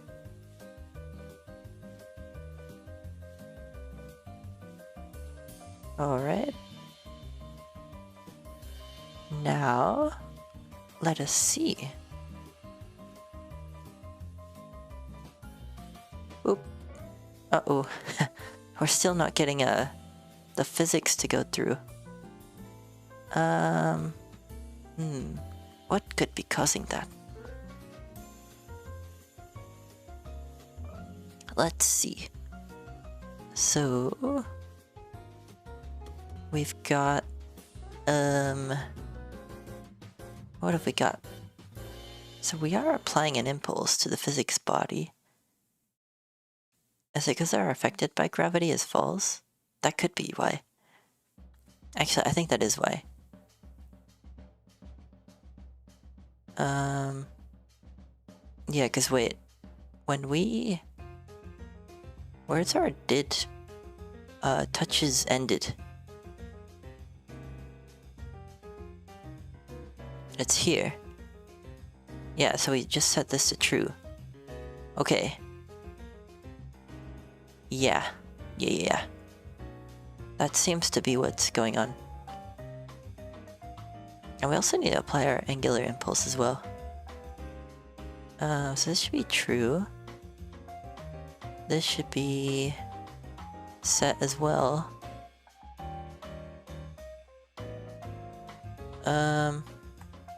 Yeah. Also, I'm thinking we should just make this a function. Like, create jumper. Yeah. Or create blue jumper? Nah, honestly, I think it's fine. If we're only using it twice, I think the copy paste is okay. Yeah, okay, so now if we're doing this affected by gravity, it should move now. I think. Let's see. So... Oh, okay. We're still not getting that. We're not seeing enough movement, as Ninja might say. We are not seeing enough movement. We are applying the impulse though. Unless the velocity is 0. Because, oh, that could be true.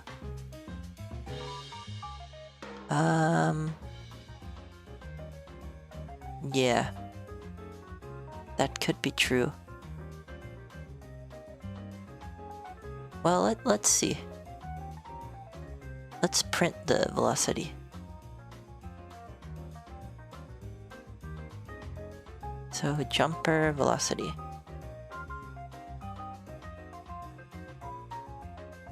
Jumper.physics body.velocity.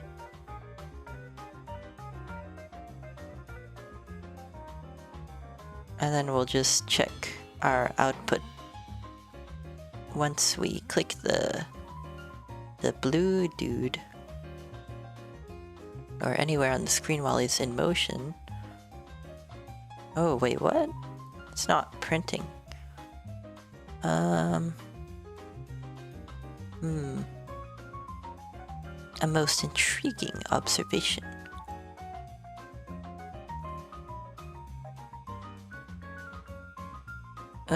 It should... Oh, no, it did print. Yeah, okay. So it is printing.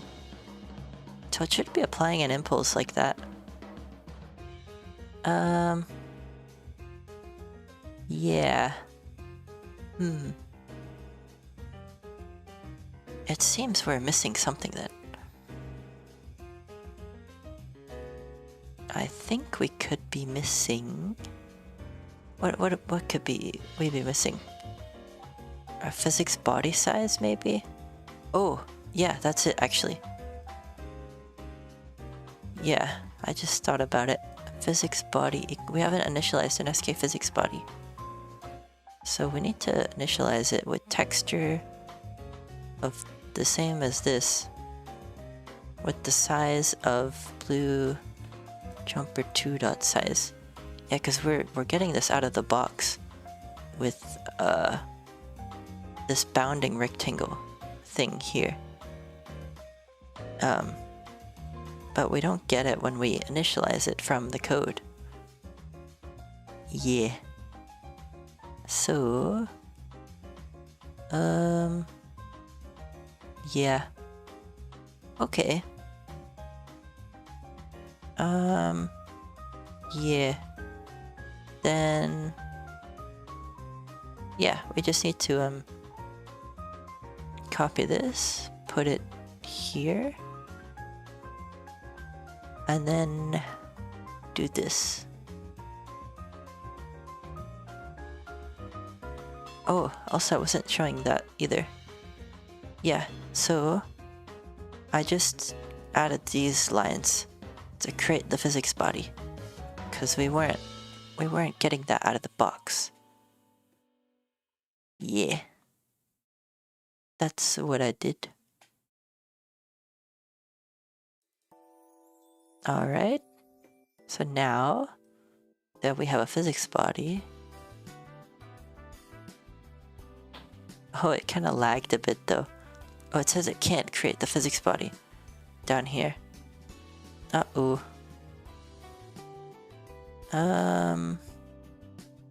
Failed to open for data.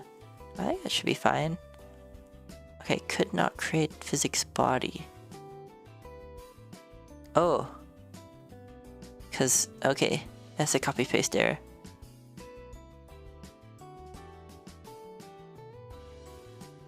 Yeah, let me show what I'm fixing.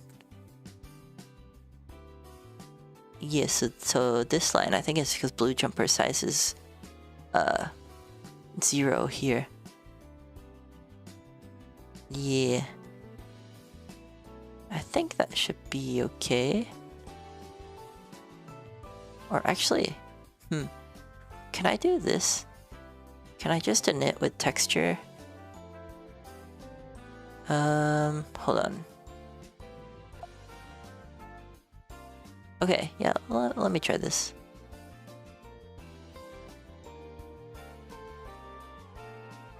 Yeah, let's do this.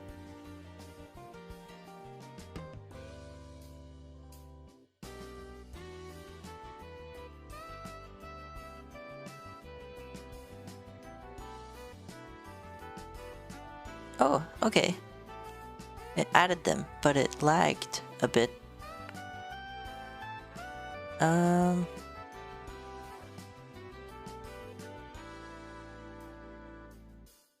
Yeah, so it's not,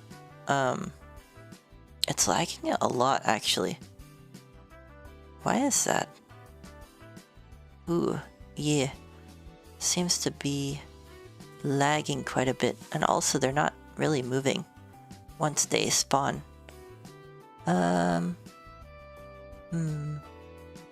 Maybe, okay. Maybe I need to apply the impulse after I add them. That could be it.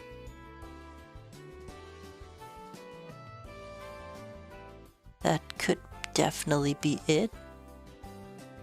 Oh, hello, no good Nick, welcome.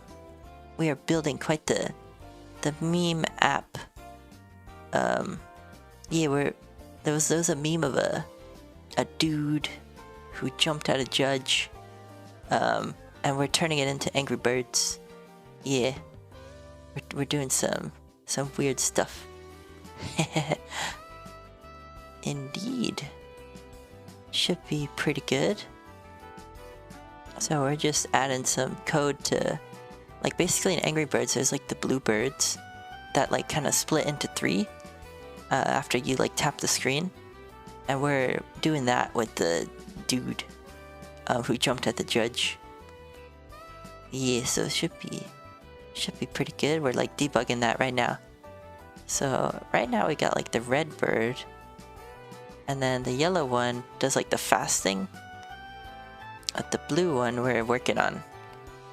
Oh yeah, I guess it's already kind of working. It's just lagging a bit. Yeah, so I gotta figure out how to fix this lag. Yeah, but it looks like our bluebirds are working. Just need to fix the lag. Yeah. Oh, also we need to remove them. Looks like they're stuck.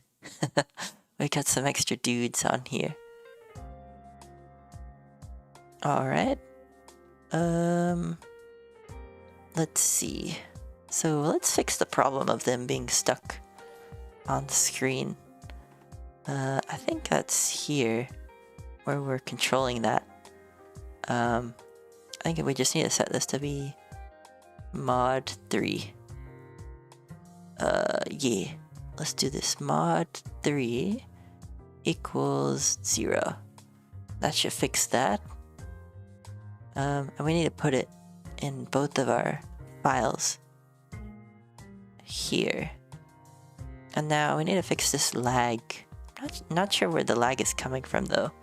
It's a very weird bug. Let's see. What could be causing this lag? Could be maybe a bunch of collisions happening. Could be yeah, I think it's something to do with that. Or maybe this is being called a bunch. Yeah, something in the update function could be happening too. Although actually, I have an idea. One thing we can do to fix this is by copying this dude and making him like, I think one thing that's causing it is we're creating some stuff. Yeah, indeed. If only there were some instruments to diagnose lag. Yeah, I agree. Some lag diagnosing. Yeah, like frame drops because of this thing. Indeed. Yeah, I'm thinking though it could be because we're creating some, like we're creating the dudes. And usually when you like add things to your screen, it like lags a little bit. And so what I'm thinking is if I create these guys and just hide them until I need them, then it shouldn't like lag. Yeah. So I'll do that. I'll create these dudes and I'll just hide them. Like I'll make them invisible until I actually need them. Yeah, so let's do that. Yep. So instead of creating the sprite node like this, yeah. Sometimes it does get pretty bad. Yeah. But yeah, it definitely could be something else too.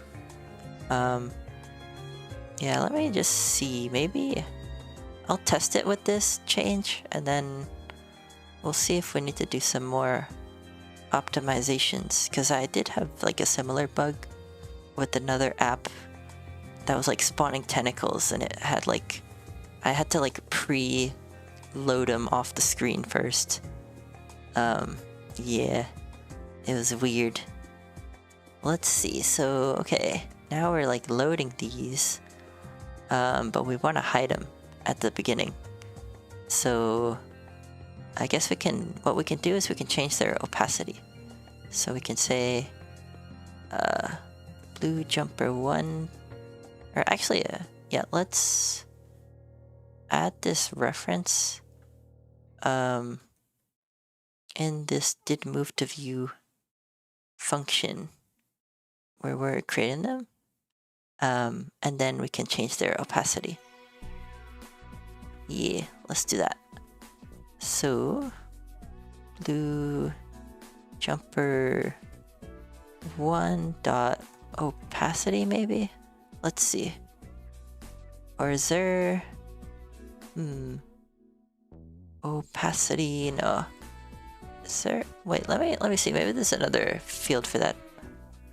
Opacity 0 for sprite node. Let us see. Oh, alpha. I think, yeah, that's the same thing. So let's make this 0. Blue jumper 2 alpha equals 0. And now we need to set it to 1 once we need them. So that will be here. And we'll set this to 1. Yeah. And also, we'll do it here. And then I guess what we can do is we can give it its physics. Well, actually, no, we don't even need this anymore because we have the mask, like the bounding box, here already. So we don't even need to set the physics anymore. We got it out of the box. Yeah. Alright. So let's take this out too.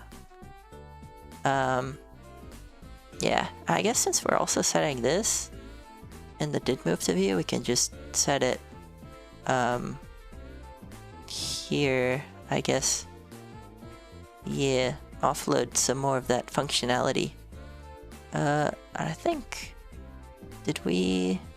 Oh yeah, we only did it in this file, I think. Hold on, I might be. I'm like working with 2 duplicate files, so it's a bit awkward. Yeah, okay. I did this here, but not in the other one. Cool. And then, what else do we want to copy over? Just get rid of this. Oh, also we're applying an angular impulse before we add it to the screen too. Yeah, let's not do that. Yeah. Alright. So we can take out these. And this. As well as this. And these. That should be fine. We can also set the size too. Yeah, we can basically do everything in did move to view except this and this. Yeah, okay. So let's do that.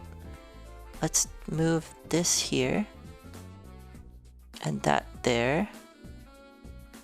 And then yeah, same for the other one. We will move this code here, make this a plus, and get rid of, oh, and we also need this, we need to keep this. Yeah, so let's take this out of here and move it to up here. Yeah. And we already have this, so we just need to do the size setting. Yeah. Alrighty. Jumper 1.size. And I'll actually kind of group these, kind of get a better view of what we're looking at. Group it by node. That should be good. Alrighty. Yeah, because then it kind of looks confusing when it's all separated. Alrighty, cool. Now we got these nicely grouped. Yeah, and then we also want to set the physics body here. So let us, well, actually no, we don't need to set physics body. Yeah. And then yeah, let's move this out too. So that's Z position and name. Yeah. Okay. And that should be fine. let's move it here, as well as this. Cool. I think we're good with this. And now we just need to clean this up a little more. So what do we not need?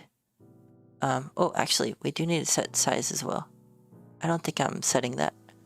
So let's do that. Yeah. Oh no, wait, we are setting it, so we just need to take it out of this. Yeah, so we take this out. And this out. And this out. Yeah. Cool. I think this is all we really need. Yeah. Cool.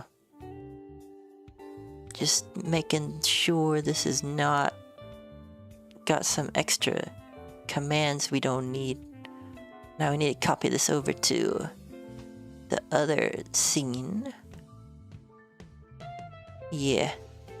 This is much smaller. It's better. So hopefully moving all that code out of there improves our performance a little bit. Let's see. And then... yeah, we need to move this up here. Okay. Cool. Yeah, let's see if... oh, there's a copy-paste bug too. Gotta catch those. Alright, now let's see. See if we did any weird copy-paste bugs or missed anything. Alright, so if we hit start... oh, looks like... oh, okay, we did something weird. I think something is happening, which is odd. I think, it could be something with this. I think what I need to do is set their affected by gravity to false to begin with. Yeah.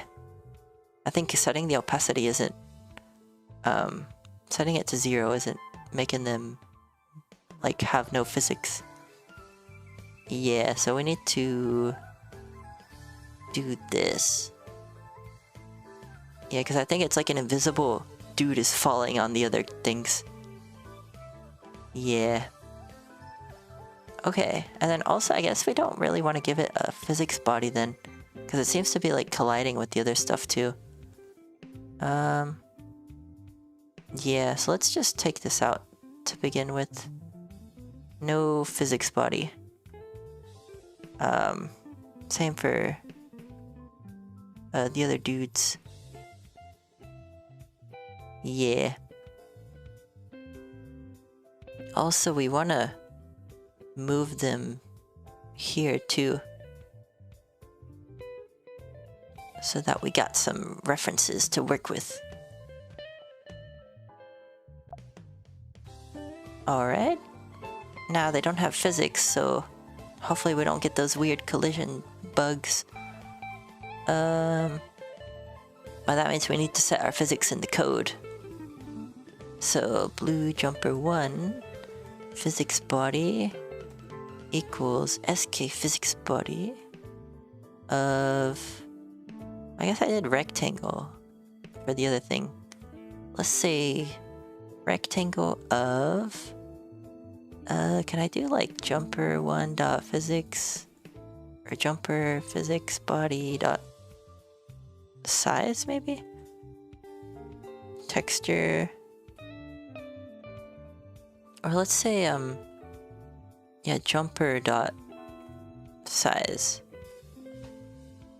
Yeah, let's just do this. See if this works. Yeah. Actually, we can even do this. Cool. Alright, yeah, see ya. No good, Nick. Catch it later.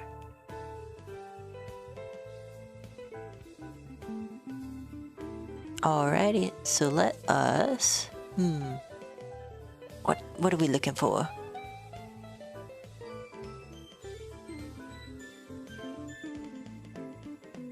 Yeah, we're still showing this. Let us hide that. Oh, also thanks for the follow, my friend. Appreciate it. Alrighty. Yeah, we're fixing some physics bugs. Alright. What have we got? So, let's see. Let us copy this over to our other level file. Alright, let's see. Hopefully this kind of fixes our weird collision bugs. Yeah. And then need to bring this up again.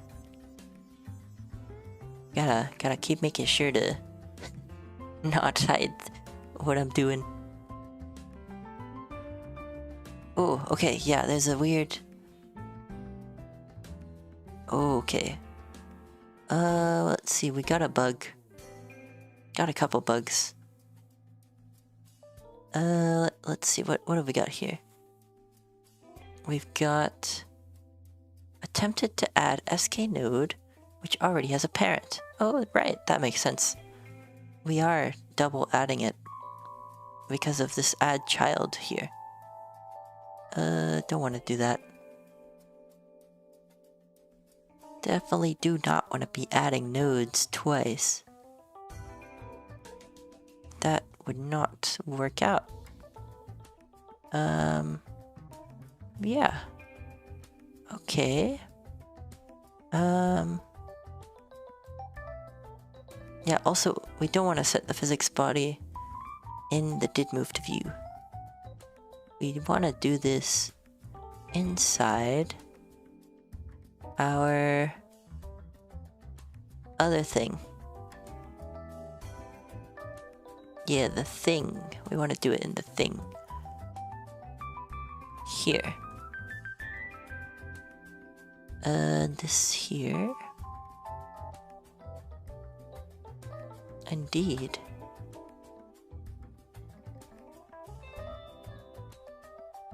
Alright.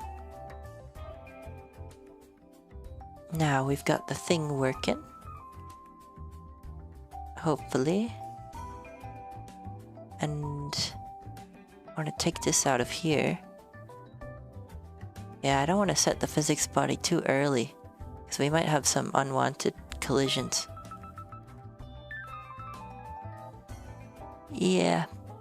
Although, now we need to set the bit masks. We do need to do that. So, yeah, these we do need to set.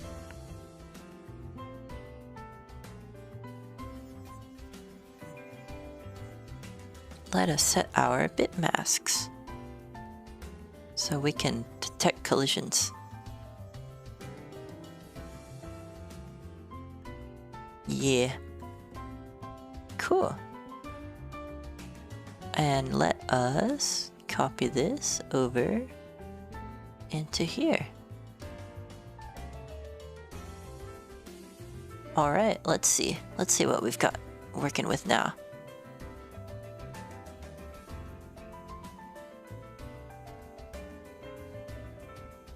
What are we looking for?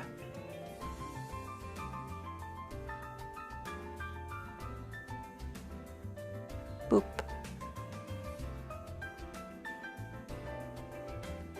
Oh, looks like one of them moved, but the other one didn't. Although, yeah, that looks to have fixed our lag bug.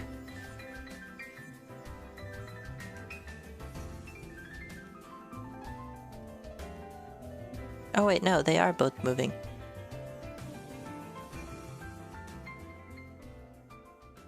Wait, so is this fixed then?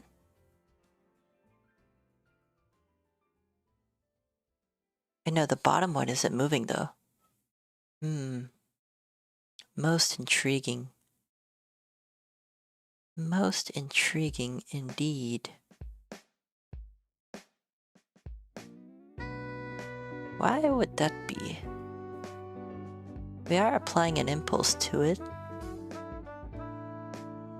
Oh, this is why. Oops. It doesn't have a physics body. Because we did a copy-paste bug. Alright, so then that should fix that. Now... what are we looking for?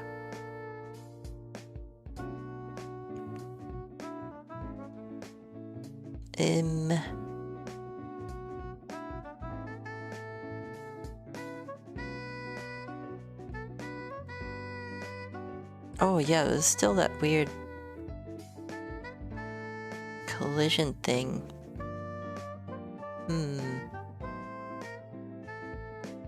Also, I do want to set the texture.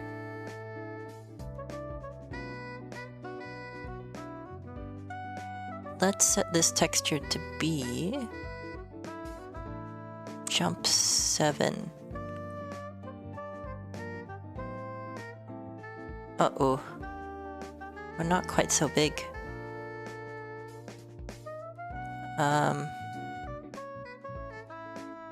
Yeah. So what is our regular jumper size? Let's see. This 131.692.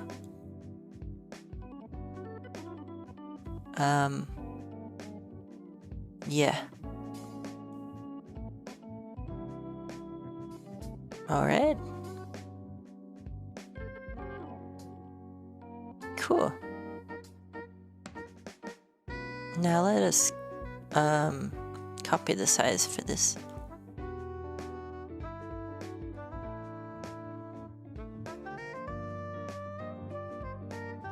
$131.692.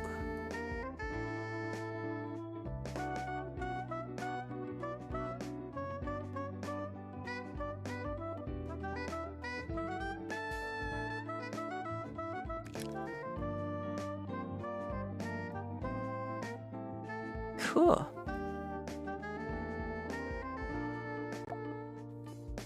Alrighty. Looks like we're working with some good stuff here. We are doing the very good things. But we don't want to have any lingering physics bodies.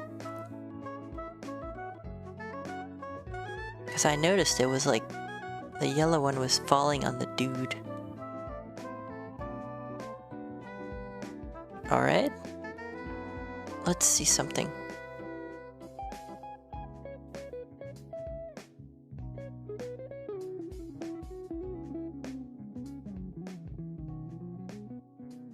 Wait, does that fix it? I think that fixes everything.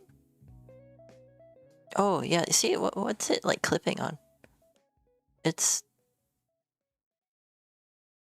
yeah, there's like the invisible dude there. The invisible man. Uh-oh. It's like I'm going crazy. There's an invisible man. Yeah, let's fix that. I think it's something, some physics body's getting set early. Did we...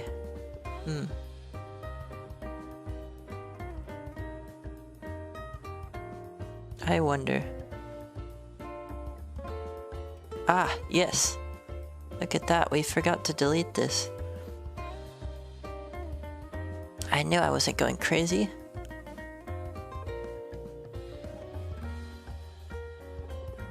Cool.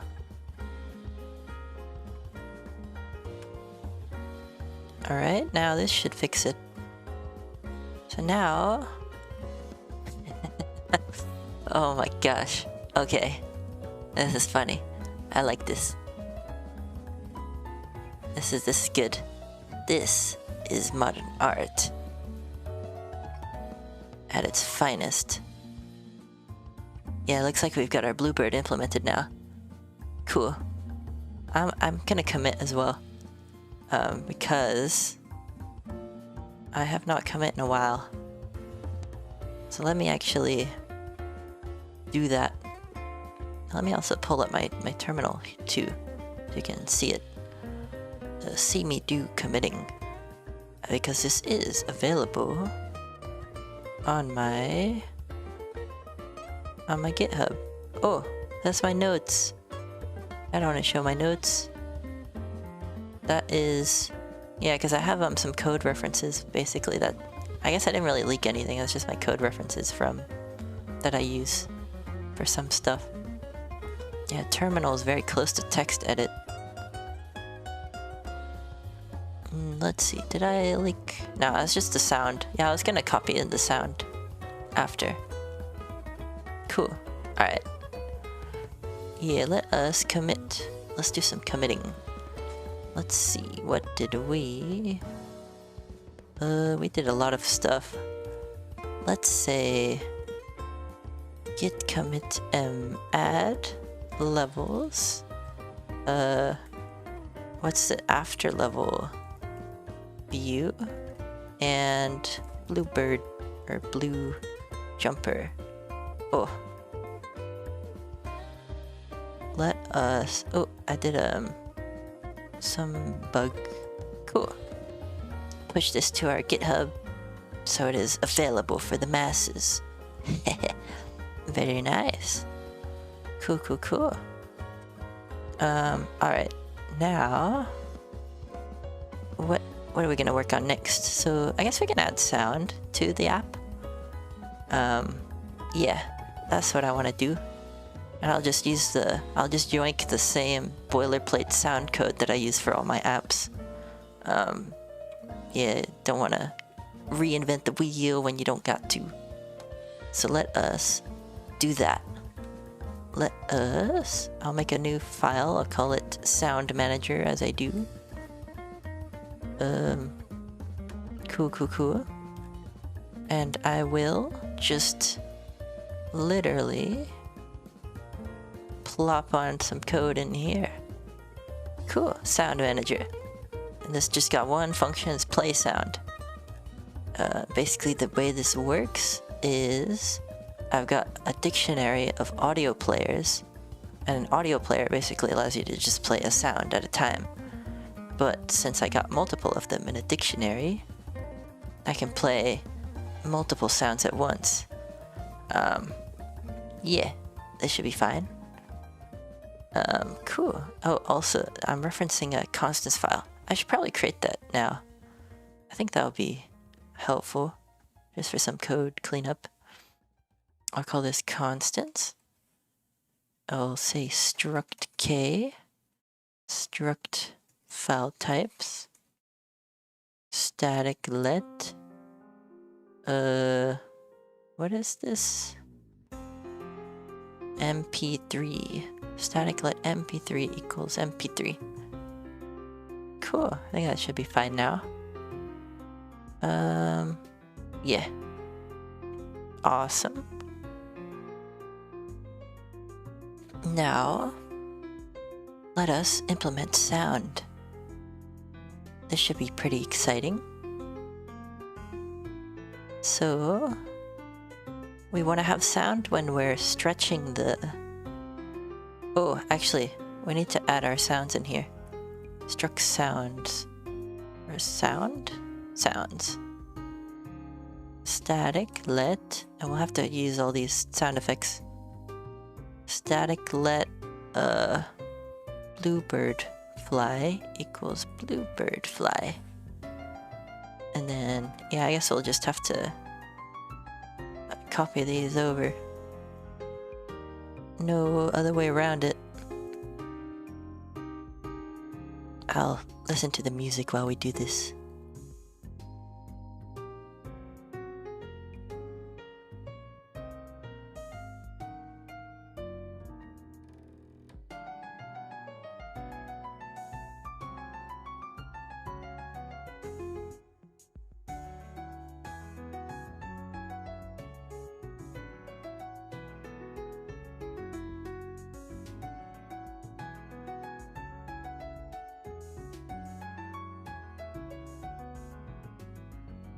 Cool. Yeah, I like the music. It's very nice, very relaxing. I like this project. Toho Project. Cafe de Toho albums 1 through 8. That's what this is. It's very nice. Very nice indeed. Cool. I think we've got this going. Yeah, we got all our sounds in here. Now let us actually play the sounds. So, in our game scene, I believe, or actually both of these are game scenes, we'll want to do this. Yeah. So, where do we do this? So, okay, the first sound we have that we want to think about is the slingshot being stretched, which I guess we'll call in did begin contact. Or no, not did begin contact. What am I saying? In touches began. We'll do that in touches begin. So let us find touches began. Yeah, and we'll I guess,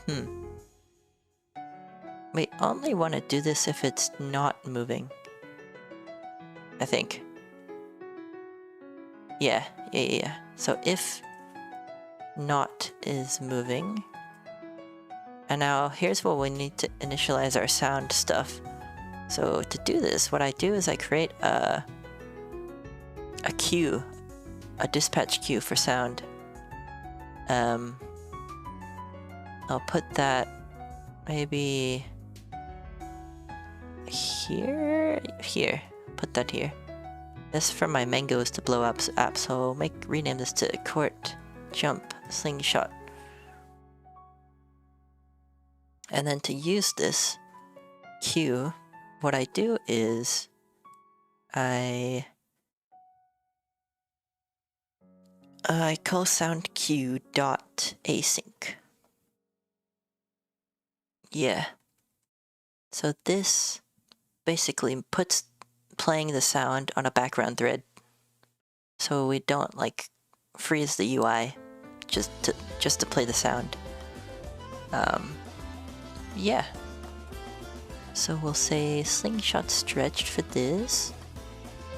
I think that's good. And then I guess in our touches ended, we can play a sound based on what bird is moving.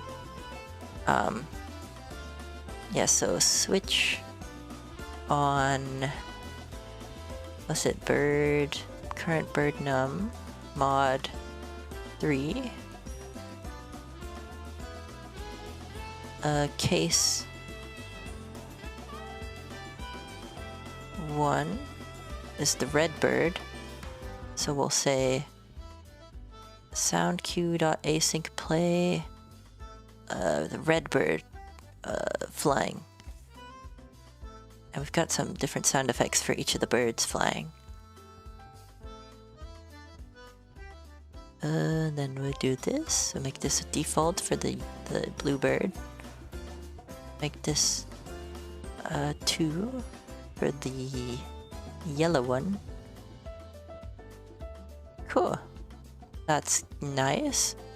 Now the only thing we got left is the damage, so if we hit the judge, she makes the pig damage sound from Angry Birds. And then same for the wood. There, it makes like a wood crash kind of sound. Yeah, and we've got 2 for each, so we can kind of randomly choose one of them. Cool. Yeah. So let's do that, and that's in did begin contact.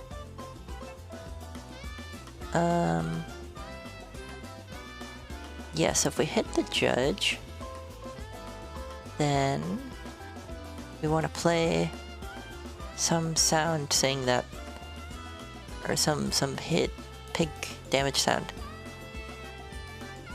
So that would be in both of these. Sound cue async. Well, actually, no. This is only if the judge hit points equals 1. We wanna play this regardless of whether their hit points are 1 or 2. So we'll say, what do we want to say?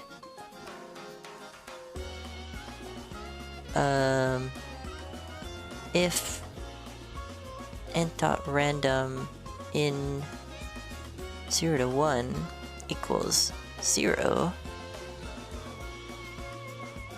else we will do this. So we'll say pig damage 1 and pig damage 2. So we got 2 pig damage sounds to choose from. Yeah, same. We'll copy this here. And then we need to do the same thing for the wood collide. This is wood collide 1 and wood collide 2.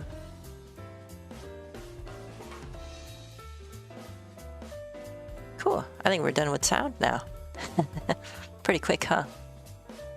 So let's test it. Let us test the sound. Alright, so to test we only can use the simulator.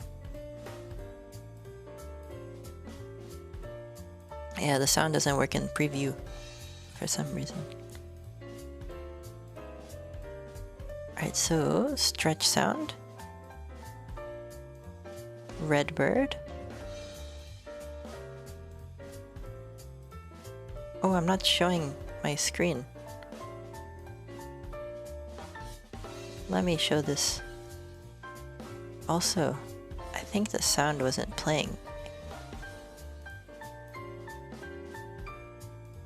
Oh, but I might know why that is. Hold on, wait, let me show this. Yeah. Alright, here we go.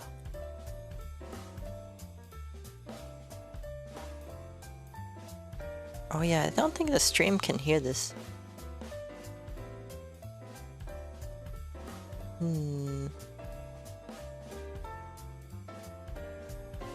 Oh, I know why. I know why. Now you guys should be able to hear this.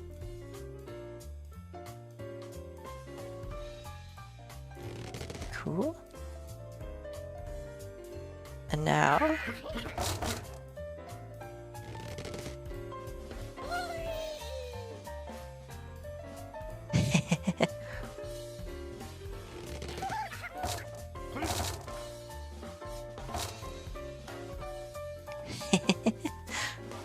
See, it's like the different bird sounds from Angry Birds.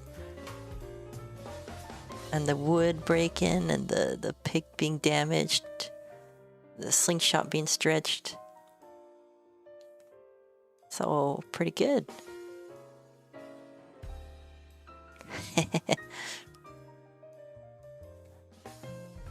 Very nice. Cool. That's pretty much the app implemented. We just gotta fix the bug with the animation.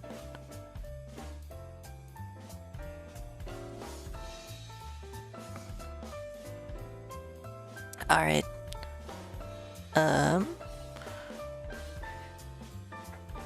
Yeah, let's fix that. Also, one moment, I'm gonna drink some water.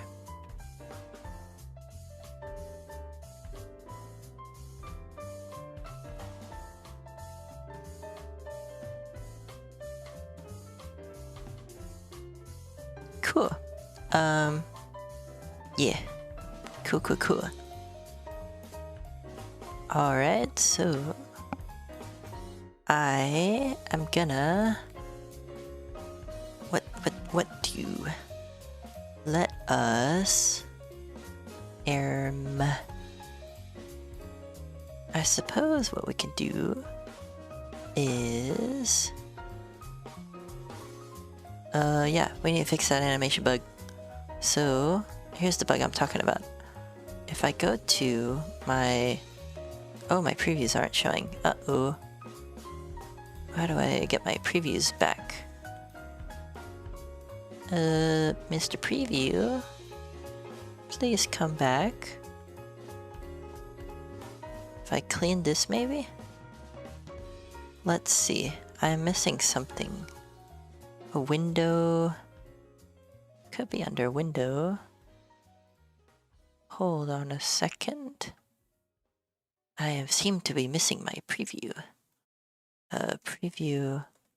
Missing Xcode.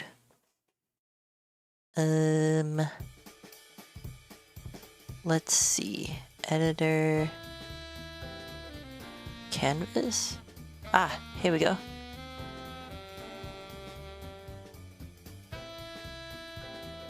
Yeah, so here's the bug I'm talking about. When I... Oh, I can hear the sound on the preview now. Wait, can you guys hear this?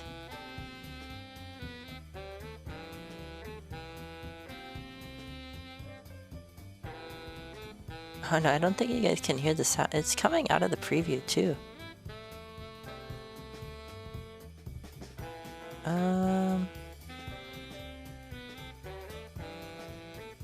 Yeah, that's weird. I don't know how to change that.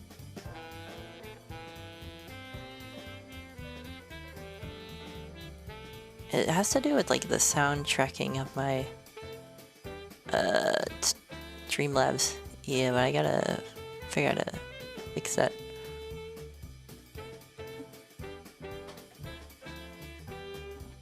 Anywho, yeah, so there's a bug. As you can see, like this, like the text fades out a little bit. And it kind of stays here. It's doing some weird stuff. Oh yeah, also this, that's only because we're on the game view right now, but that wouldn't actually break anything. Yeah, so there's a couple things I need to do. Yeah, that's what we were trying to fix earlier with this animation stuff. Yeah, actually, also, I want to change this to be different too. The level 1 from level 2 is very similar. Let's update this. Let's add some more judges. And... yeah, let's kind of change some things. Yeah. I kind of want to make like a little pyramid thing. So let's do that.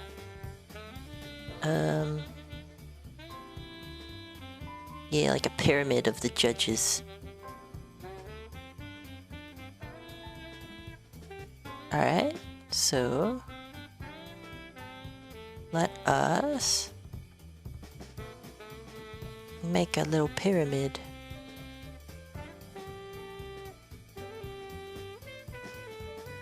Nudge this a little bit.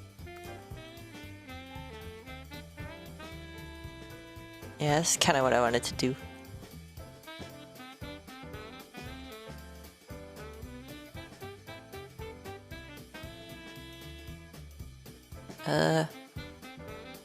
Yeah.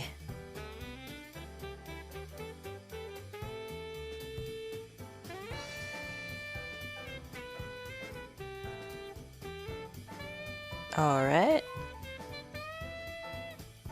And then... I guess we can... do something like this. Also, can I move like all of these at once?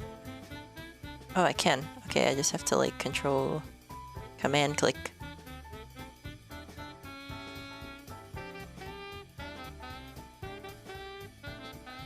Cool.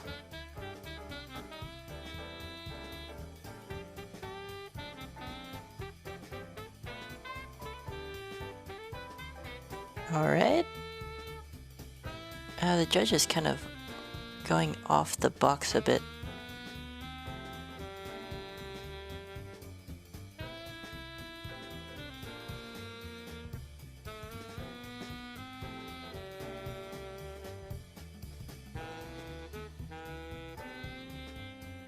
Yeah, okay. Let's add another box in here.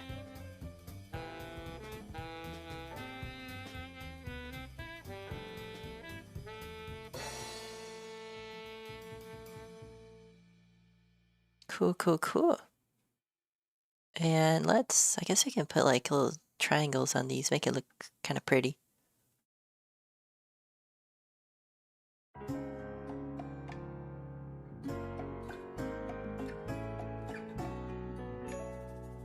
Nice.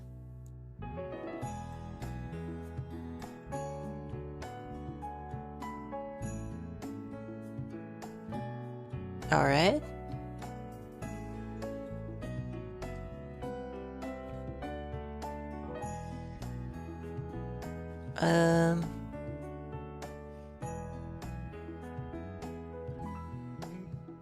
I'm gonna move this a bit to the right a little bit.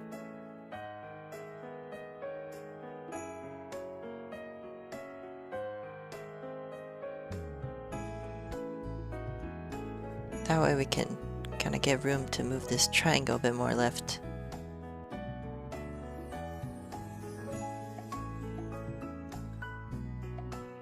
All right, cool.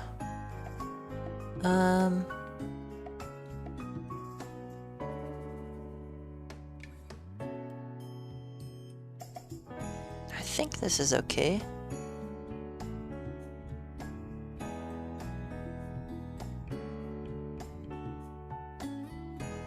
Maybe we want to put another judge in the middle here.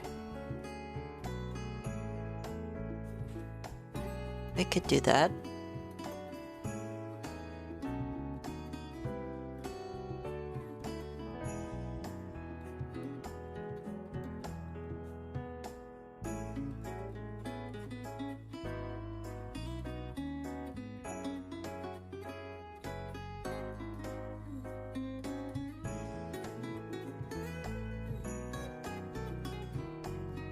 Yeah, I kind of like this. This is a nice configuration we've got going. Now let's rename these. So we've got wooden object 3, 2. Let's just rename like all of them. This is 1. This is 2. Say this is 3. And then 4. 5. We're pretty good at counting. 6. 7. 8. 9. 10. 11. Cool. Judge 1, 2. Say 3. And 4. Cool. Now I've got level 2. It's much more complex than level 1, which is nice, as all level difficulty should be. Cool. Now let's run this.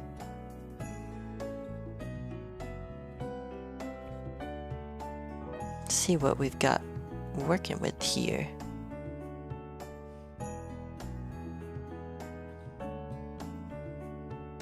Cool.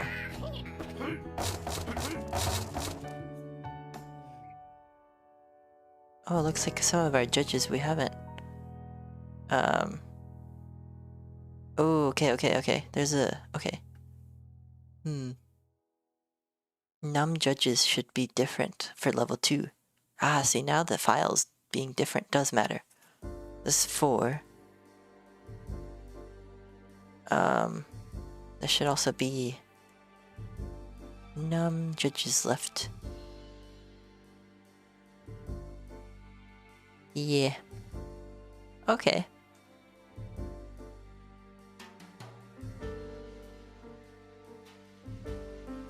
Cool. Oh yeah, also I wasn't showing that. Yeah, so what I did was, I changed num judges left to be 4. And I also did that for this for loop. It was 2 here. I just changed it to use the variable, so now they're all green. And we have a reference to them. And I did that for level 1 too. Yeah. Also, I do need to copy this over to this file because I didn't implement the sound for level 2. Yes, I need to change this back to be 4 and this to be 2, as well as this. Alright, that should be the differences for that.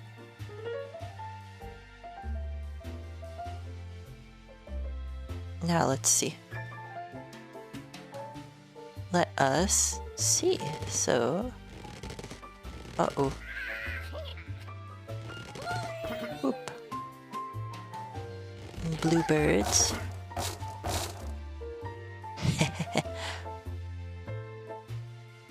Now this. Oh my goodness. Wow.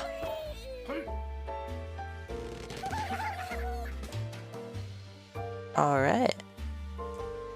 Also, I don't think the game over screen should pop up until after we're done getting points. So basically, only when the animations have stopped, which should be in actually our update function. So let's change that. Also, I'm gonna commit as well. It's like add sound or something. Yeah.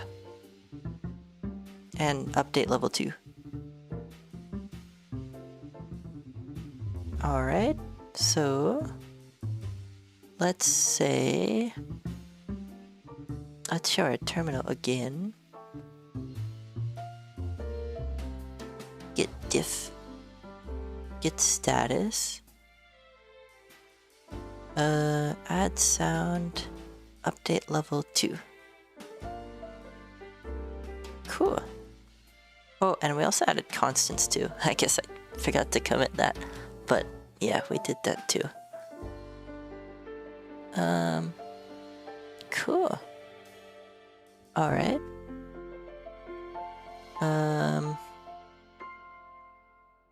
Cool. Now, what do we want to do? Let us, what do we want to do? I just forgot what I was gonna do.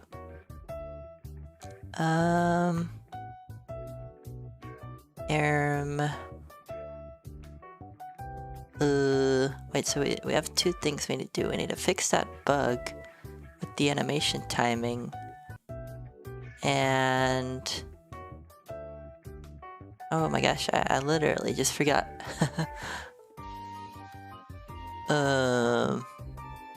Let me think. Oh, right, we wanted to do something in the update function, game over and update. Yeah, so we don't show our game over screen until after the players stops moving. Yeah, so to do that, what we need to do is instead of calling beat level here, we need to call it in here. And we want to do it basically through like a variable, so like is game over probably. So var is game over equals false, and then yeah, under beat level, or where we call it here, we'll say is game over equals true, and then as well here, and then what we will do is basically in our update function, we'll say if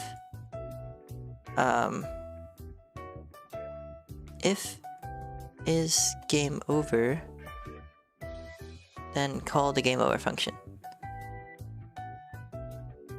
Or rather, beat level.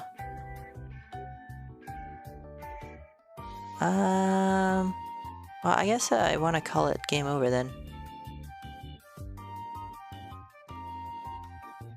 Or not game over, because this isn't really like game over, right? It's beating the level. So we'll say did beat level.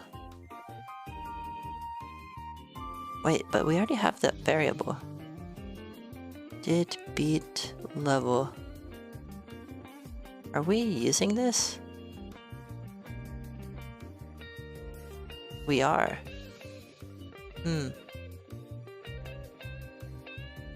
Oh. I see. This function just sets the variable. That is not... We don't need that then.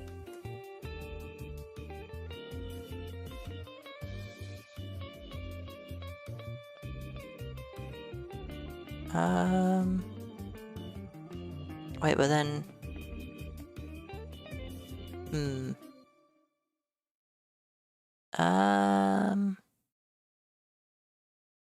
Okay.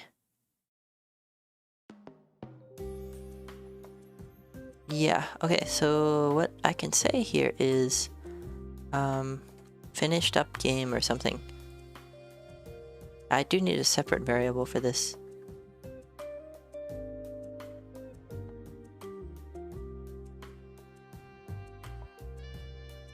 Also, what did I take out here? Okay, yeah, I don't need this.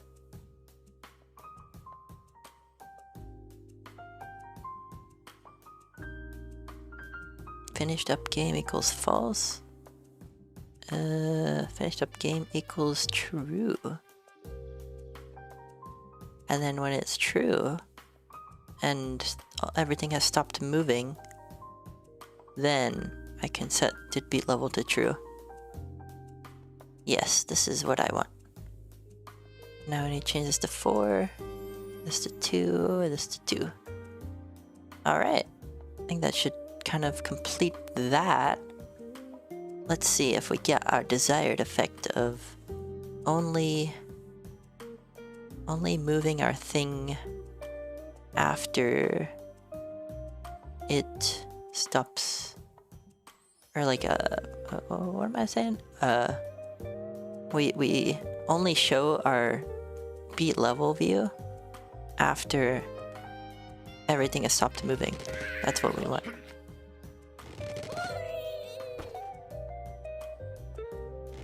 So it only shows once everything stops moving. Okay. Nice.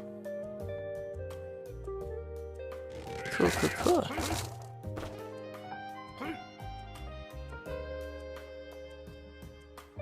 Now, let's see. Awesome. Now we just need to fix this one bug with the text slowly fading away after we hit next, which is the exact same bug we had before in our My Mango is to Blow Up app. Oh, also, I don't like the score being behind the wooden triangle there. Yeah, we need to increase the Z value of our score label. Let's do that. Let us do the thing. Cool.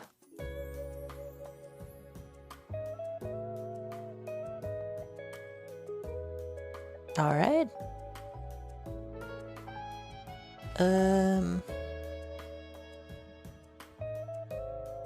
Yeah, so let's increase the Z value of our score label.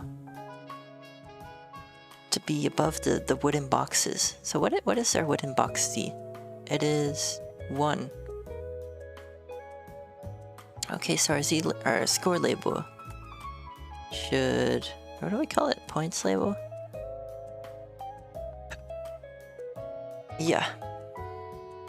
This, and we have 2 of them, right? We've got one for the text saying score and one for the actual number of the score. So we need both of them to have an increased Z value. So, yes, because we just have one of them with an increased Z value. I see, that was our issue. We weren't doing it for both of them. Yeah, let's do it for both. And then, yeah, points label here. Wait, this is only in did begin contact though.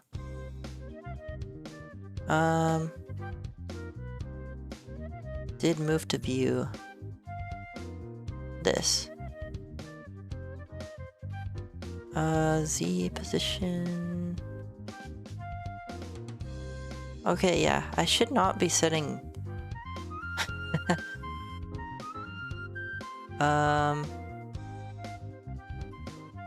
Wait, where am I doing temporary points label stuff?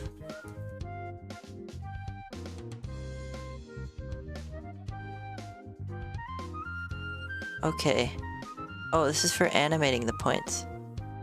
Yeah, that's fine. But I have another label, I'm pretty sure. So I have this points label, I have score text label, that's what I'm thinking of. Score text label dot Z position equals 4. Okay. Yes, this is what I want. Both of these.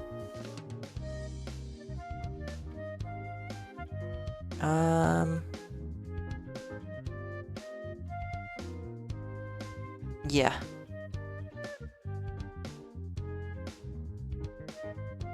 Cool. And yeah, I don't need this here. I need it here.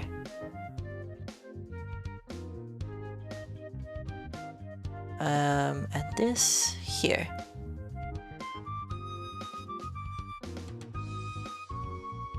Equals 4. Awesome. I think we're good here.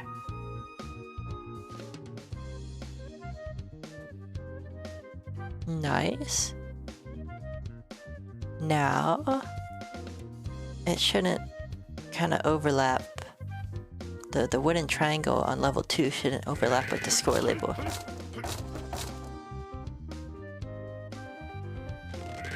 Cool, yeah, now it's like underneath. Where did that go? Wait, it just flew off the screen. Uh-oh. Uh-oh. Our triangle seems to have flown off. Okay. Yeah, I actually don't like it being underneath the text either. So I kind of want to remove it altogether. I could also just make it smaller. So hopefully it won't fly off the screen either.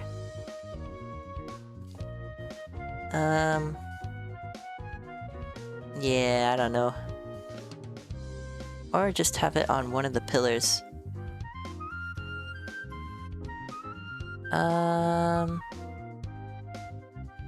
Yeah, I guess so.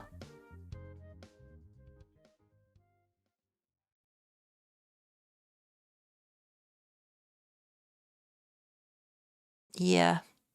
Actually, I'll just make these smaller.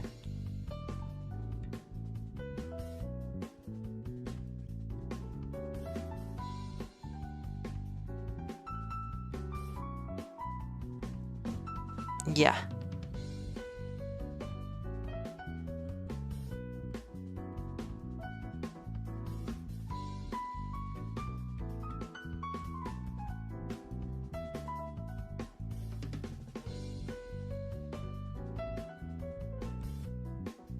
Cool. I think that's okay.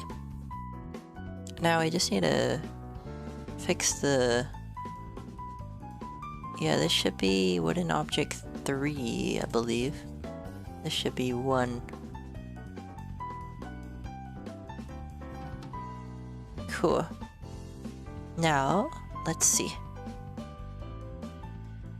Does this look better?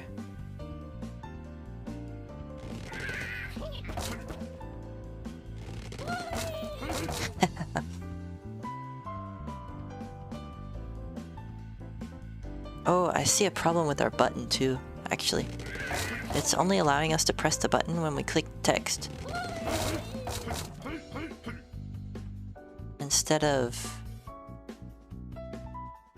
the entire button. Yeah, that has to do with our frame. Yeah, let's fix that too. So that's just on our... Is it both of the buttons? Let's see. So for our start view, okay, yeah, on our start view, I'm clicking outside the text, and it's clicking this. So that's fine. Yeah, so start screen button is fine. I think because we're doing this frame on the button itself, and another one on the text. But the problem with our after level button, yeah, okay, so we're not doing the frame for the width on the button. Yeah, okay. So now if I like if I click this, you'll see the little box surrounding it is now the same width as the button itself. Cool. I guess we can also do the height too. So height should be size.height. Cool. And then I think we can do this for this start view as well. Or start screen button. Yeah, I don't know why we just did one. Awesome. Now this should fix that bug.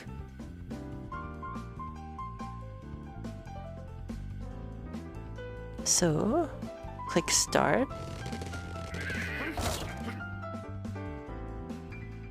And cool. Also, I see a slight... I'm looking at our triangles. They've got little... I didn't even notice before. They've got some... I forgot to delete some stuff with them.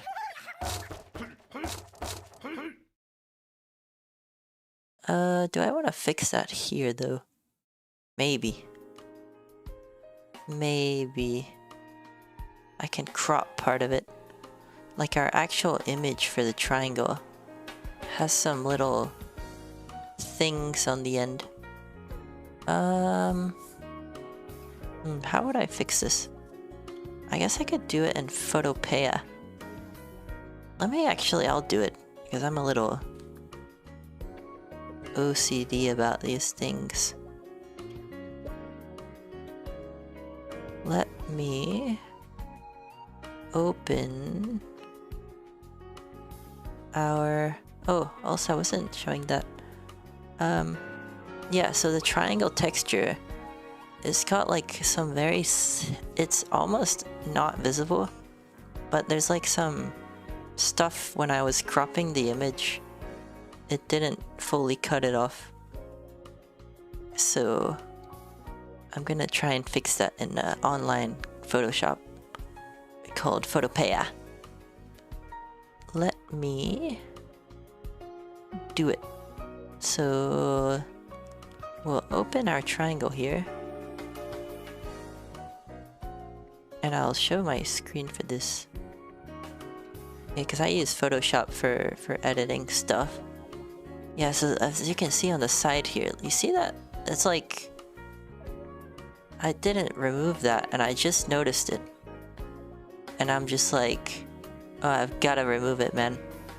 Like, I cannot live with myself if I see slight little bars which shouldn't be there. Yeah, so let's see, where's the eraser tool? Is it this one? Yeah. That feels so much better.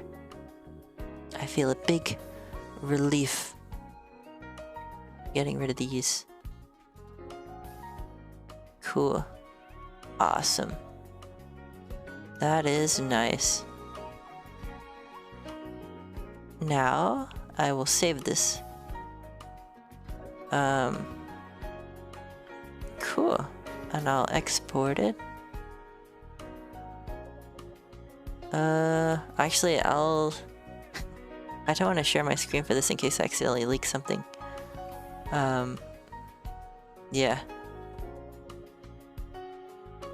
So I'll do that for the triangle. I'll also do it for triangle broken. I think it has the same bug.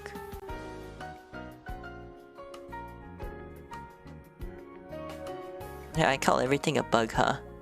It's not a bug, it's just extra pixels. Shouldn't be here.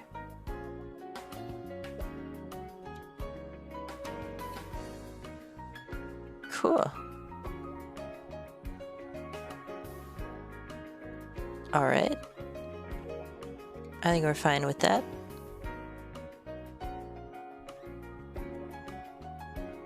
And yeah, now I'm just gonna replace these assets in our app with the ones we just modified.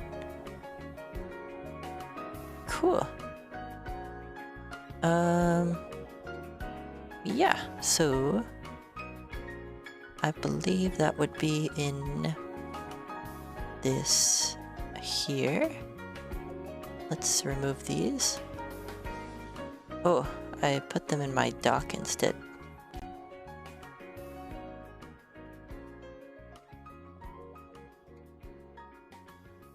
I'll move these here. And then, yeah, just take these out.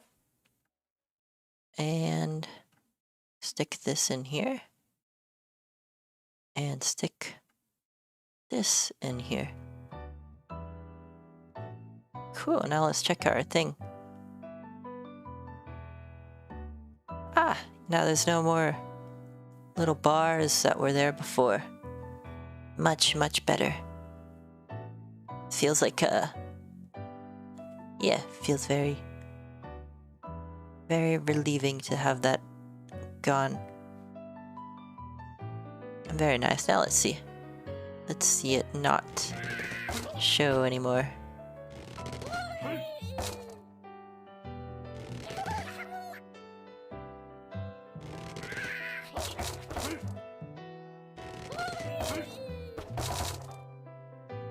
All right.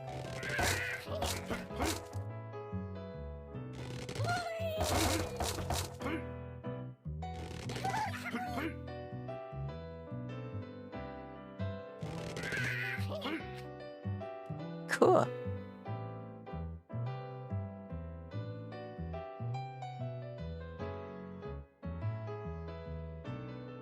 Awesome. So, yeah, that's almost everything. I just need to fix that bug with the like when I hit next and you can see the text still linger a little bit. I think that's just for the level though. Is that right? Let me rerun this. It might have just been the level, not even the score. In which case we can just copy what the score is doing.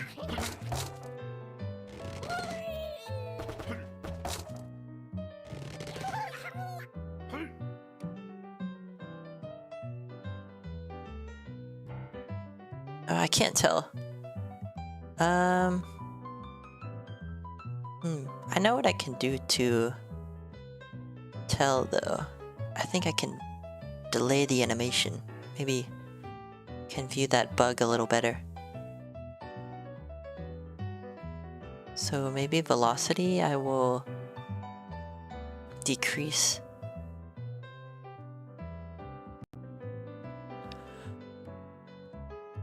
Let's see.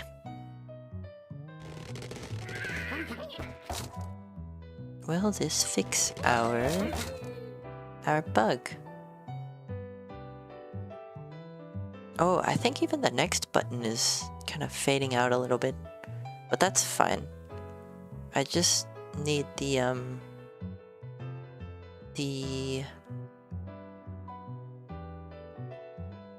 whatchamacallit?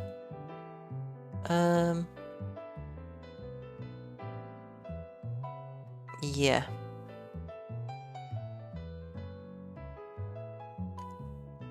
The animation to play, yeah. Also, I need to do a thingy. Uno momento. While I go to the Shadow Realm.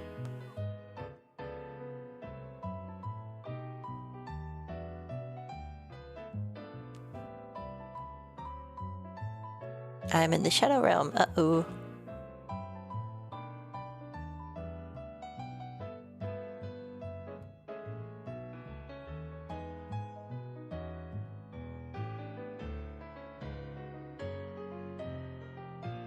I have returned. I don't know why. I wasn't moving, but I'm a wiggly boy now. So, things are looking up. Cool. Alright. Now... what are we doing? Yeah, we need to fix that, the animation bug. I guess just with the points, or with the level. The level number. Which I'm setting here, which could be part of the reason why that's happening. In which case, I will not set it here. Well, let's see. Let's see if that's really what is causing this.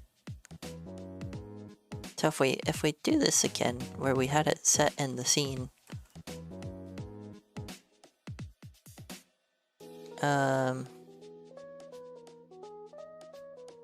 yeah. Oh, also, I'm still showing this again. I gotta remember not to show that. Yeah, so we're doing this. We're setting the level number here. Instead of in our game view, we were setting it here. I'm thinking because this might be causing our animation bug.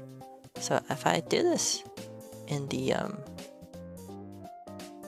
that one in our scene, I set the level number to +1.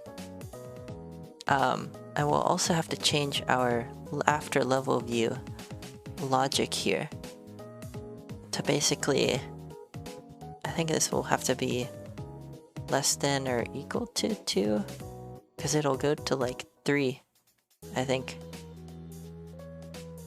for the other thing.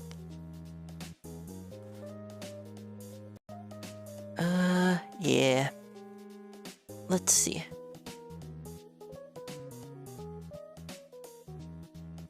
Alrighty, so if I show this, let's see what we've got going. What have we got going on?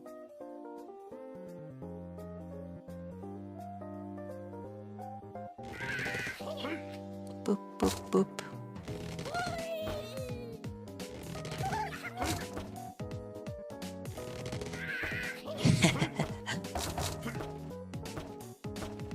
So, oh, that's even worse, man. It's not even animating that time. Why is that? Is it not a state variable? That could be why. Oh, but it animates out with everything after. Okay. Bar level number. Okay, so score is fine. I feel like that's because score comes before level.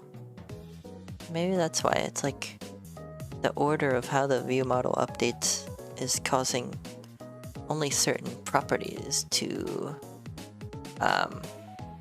not animate properly. Oh, yeah, I need to hide this again. Yeah. So I think it's because, like, the reason score is not having problems with animation is because the level number is getting updated later. Yeah. So actually, what I'll do is... Okay, so I'm only updating level here. And then... Yeah, okay, so this is getting set to true, which causes the view to pop up.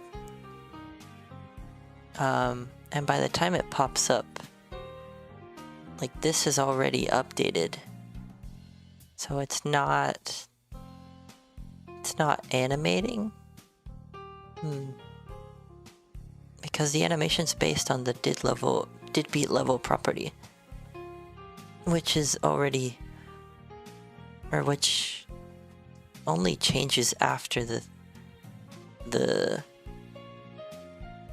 whatchamacallit, the level increases. Yeah. Also, I'm gonna drink some water. R.I.P. voice.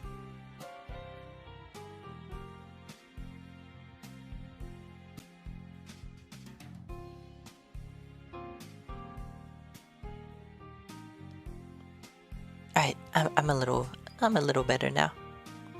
Cool. Yeah, I think we seem to have a bug with our animation.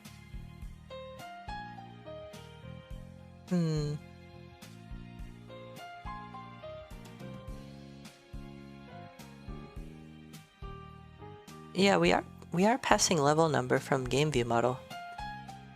I have an idea. I have a better idea. What if I just pass in the game view model instead of the values from the game view model, which are published? Let's say game view model. Instead of score and level number and all that, we'll just pass in the model itself into our after level view. And we'll have to make it instead of state object, we'll say observed object. Var game view model is type game view model. And then, yeah, we'll do this. And then for instead of score, we'll say game view model dot score. And same for level number here. Okay, I think that's everything there. Oh yeah, and then I suppose we need to pass in a game view model object here. How do we even pass that in? Game view model. I guess we can just init one. Yeah. I guess that's fine. Cool. Awesome. Now let's see what this does. Because I'm not even sure, but I feel like it might solve our bug. Let's see. So, our animation bug.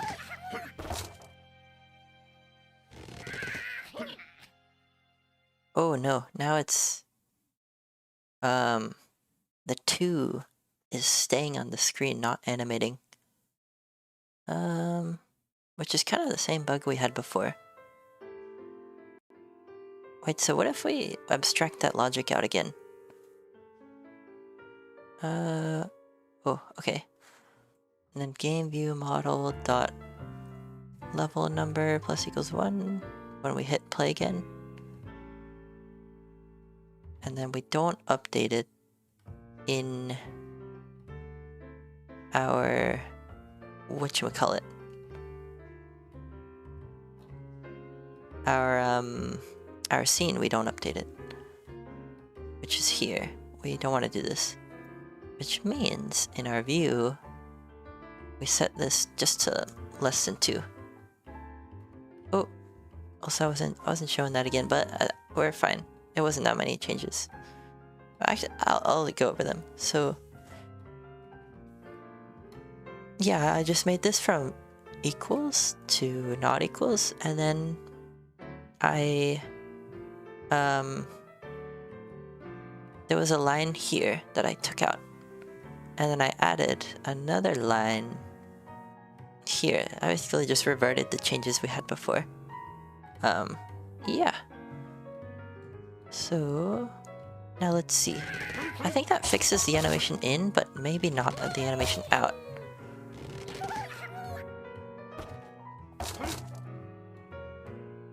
So the animation in is fine. Animation out is a bit off. Okay. So I guess we gotta pick our poison. Which one do we want to fix? Animation in or out?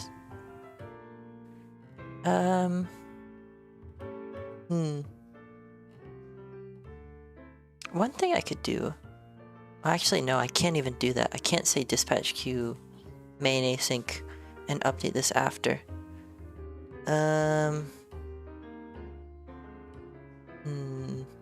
because I will break it. Let's see. What do I want to do then? What to do? An interesting conundrum. We seem to have come to an impasse. I wonder. Also, we don't need to show this side view. Yeah.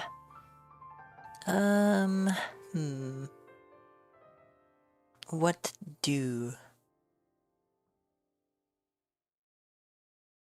I could do the whole dispatch queue main async after thing again for updating level.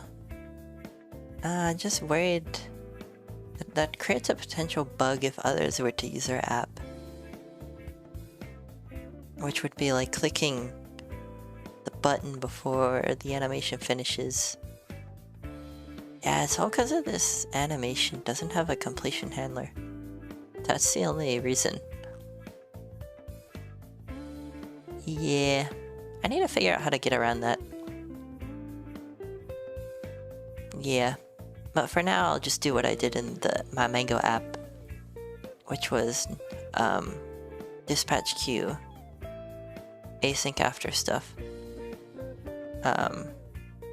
Yeah, so we'll revert the changes that we did, which was adding this back here, and then making this equals, and then we'll want to have dispatch queue.main.async after .now plus like half a second or something, and then we'll update our level. Oh, also we need to capture a self.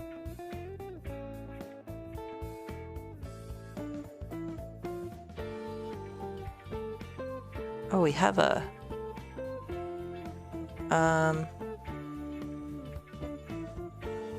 Wait. Oh, in self. That's what we needed. Yeah. Oh wait, hold on. We seem to have another bug. Let's see. What do we capture self explicitly? Oh, self in. Okay. My bad.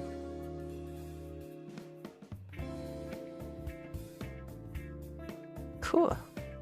Now...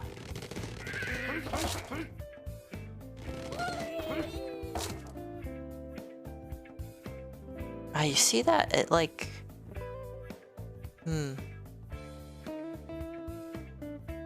It updates the level after... Yeah, okay. So I do want to update the level only after they hit the next button. So I do want to fix the animation out. Okay. Yeah, that's a bug. Yeah, so I don't want to do this here.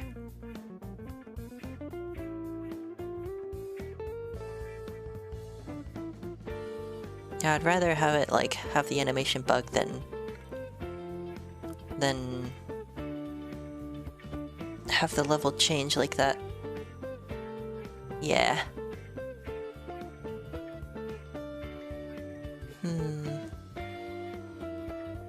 I just don't know how to like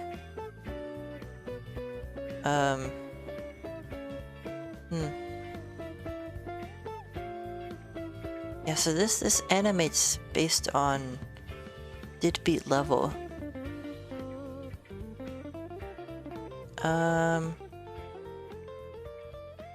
Yeah, why isn't it not like animating with the view, that number?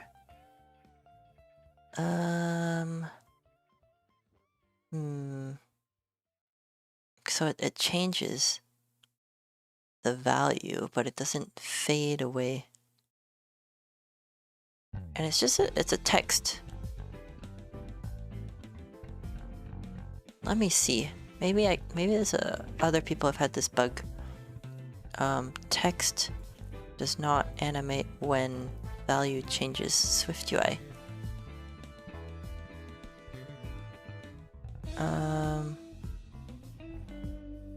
Animate changes in binding values? Is that what this is?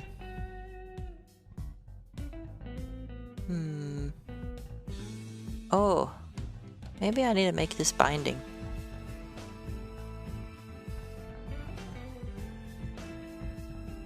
And this needs to be state, or rather, constant. Yeah, maybe it just needs to be binding. Actually, that might be it. Oh, wait, this is text. What am I doing?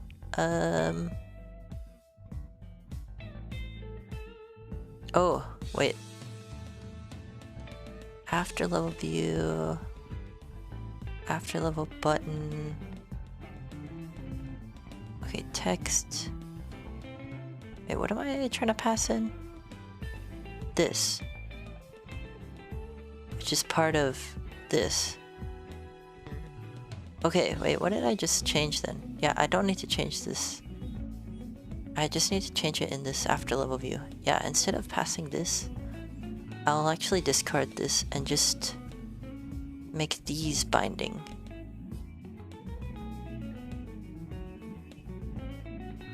Yes.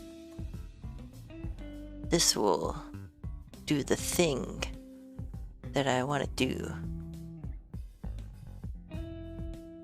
I think.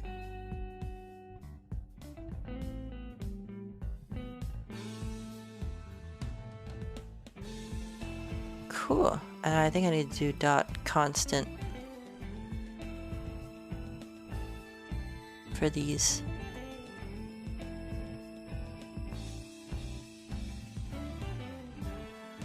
And then hopefully this doesn't give us like a bug here. I'll just have to do score will be game view model dot score, and level number will be game view model dot level number.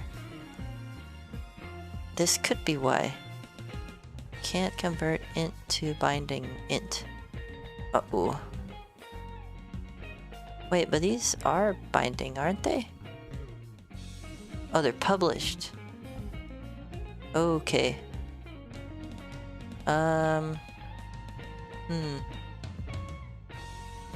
Wait a second. Okay.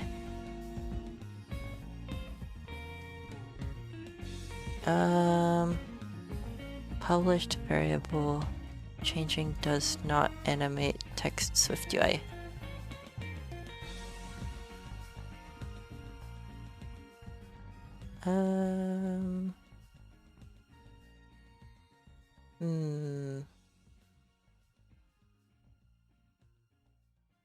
Ease in. Let me see. Yeah, I'm looking at a way to kind of debug this. They're saying use with animation inside here, or like animation ease in on the parent view. Yeah, I don't want to delay. I did that last time.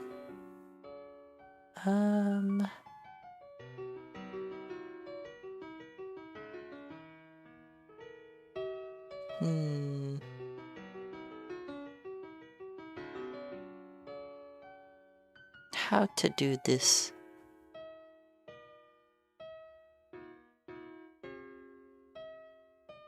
Yeah.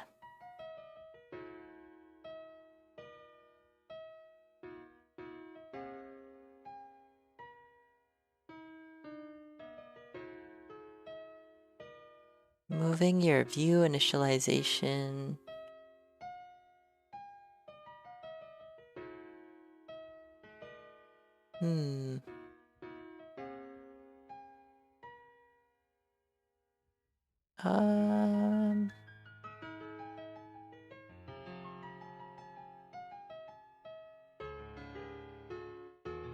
Yeah, I don't like this.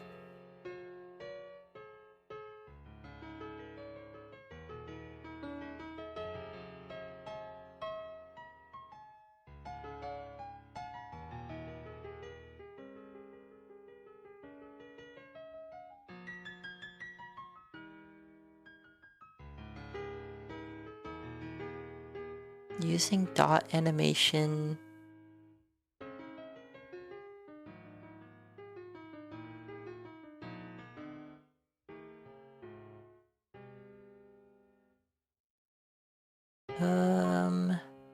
I don't need on receive. I don't have any async stuff.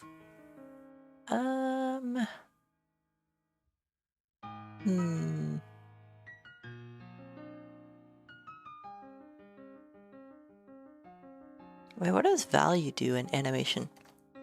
Animation Swift value.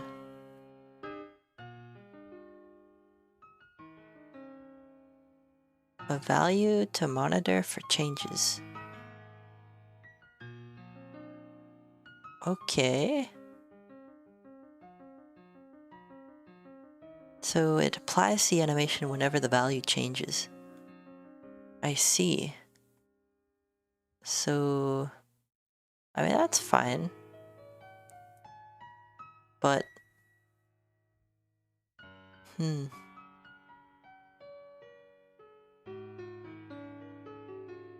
okay.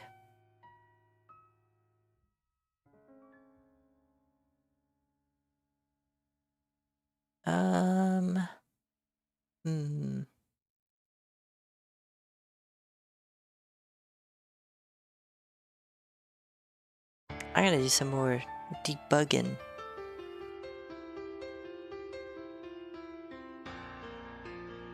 Okay, so we've got a level number that's published, an observable object, a state object, and these can't be converted to binding.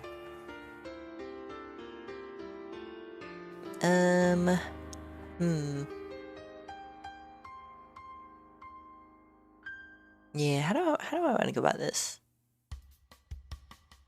So, I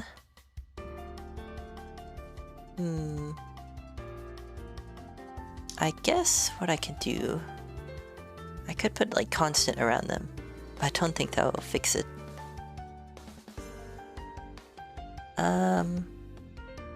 Let's see. What to do here? how about we an interesting conundrum. It's just a level number, right?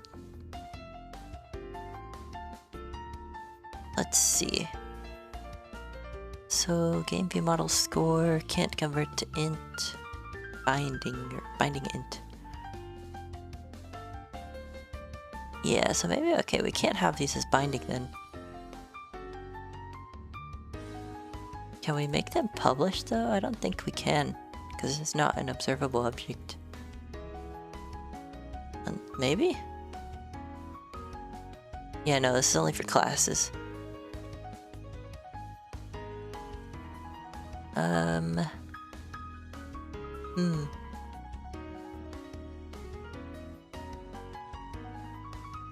I guess one thing I could do is I could make a copy of the level variable and the score variable, and I could make them published, or rather binding, and I could just set them equal to the game view model variables. So like at state game view, or at state var what's it, score equals 0, at state var did beat level equals false, and then I pass here score. Well, because I'm changing level here. Oh, maybe that's why. Okay, yeah, okay, that's why this is happening. So I click play again, and it updates this variable, which updates this view and recreates it, I think, or recreates the text to not have this animation. Okay, now I think I understand the bug. Oh, some of my favorite Toho songs.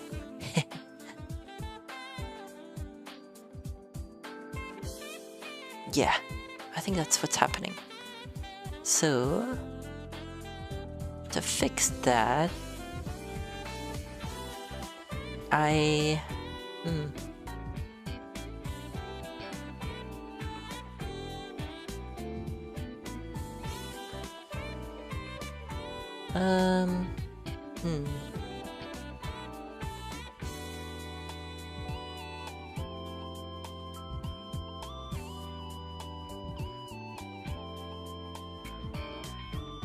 Maybe I can make this level number? I don't think that works though.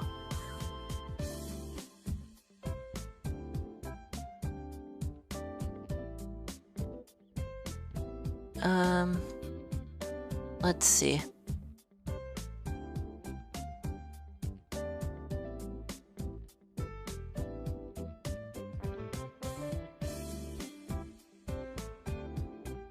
I don't want these to be binding. I feel like they should be though. But I'm not sure how to get that functionality with what we have.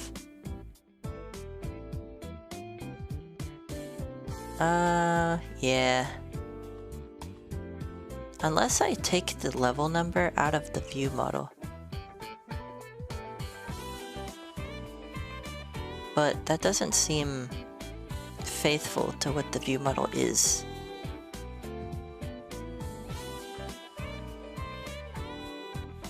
Yeah.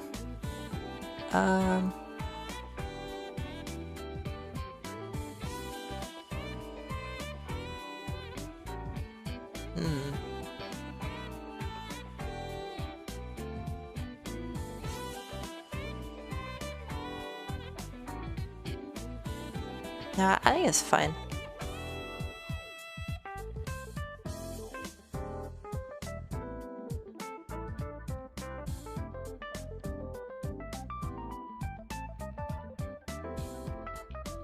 And so then we need this to be score and this to be level number.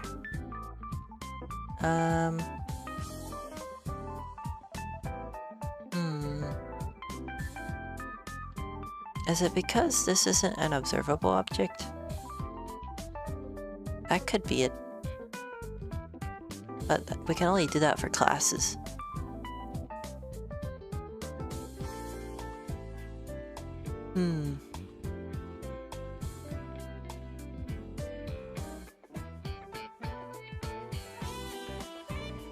Yeah. Okay.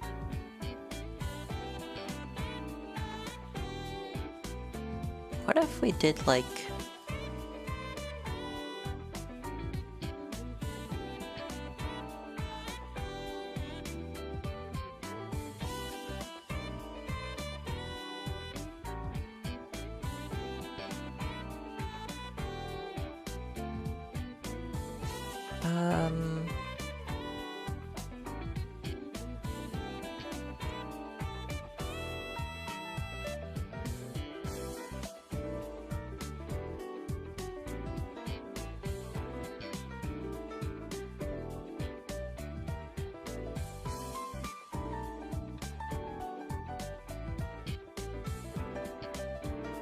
Yeah, what if we just did this?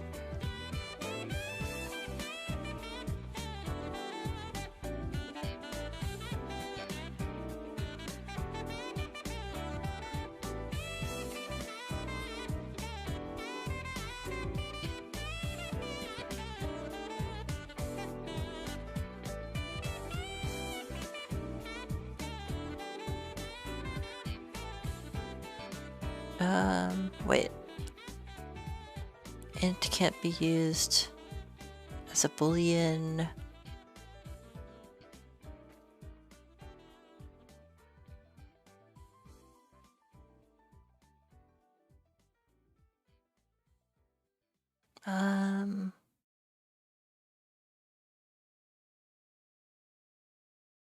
Yeah, okay. Oh, this should be...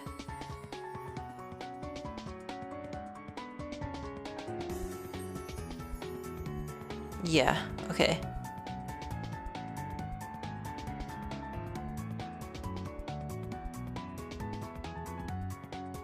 Let's see. Does this work? Oh, we have some errors.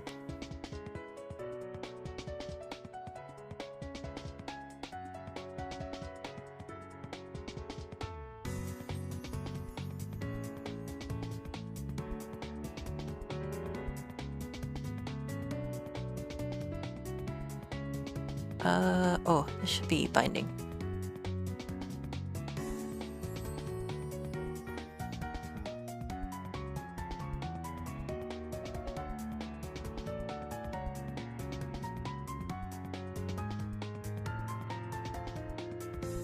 Cool.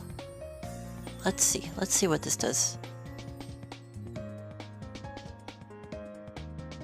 Oh, can't convert level number to int binding. Yeah.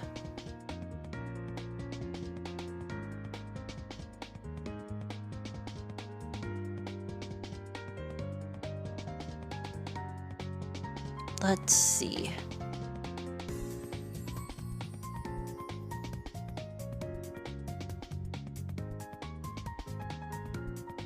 Oh, I think it fixed it.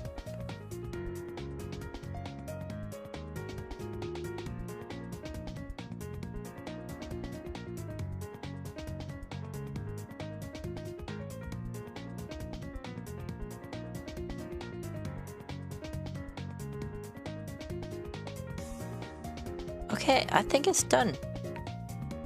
Nice. Yeah. Yeah, it's kind of a very scuffed way to do things, though. I'm not a huge fan of it, but yeah, it seems like a necessary evil. Yeah. Let's commit this.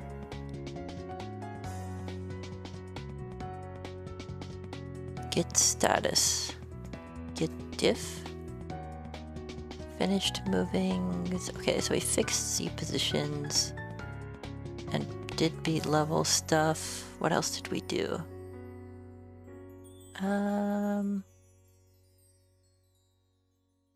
Fix the button frame. Okay, yeah. Let's see. Fix lingering text animation bug. Increase button clickable frame size. Cool. I think we're good to go then. I think we have done the thing. We have done the Angry Birds app. I'm trying to think anything else we needed to do. I think this is everything. Yeah, I think we're good. Cool. So I think this has been the app. We'll just kind of show it for it being completed. Let us show the thing.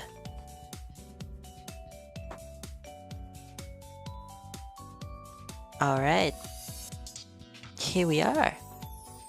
The guy jumps at the judge court.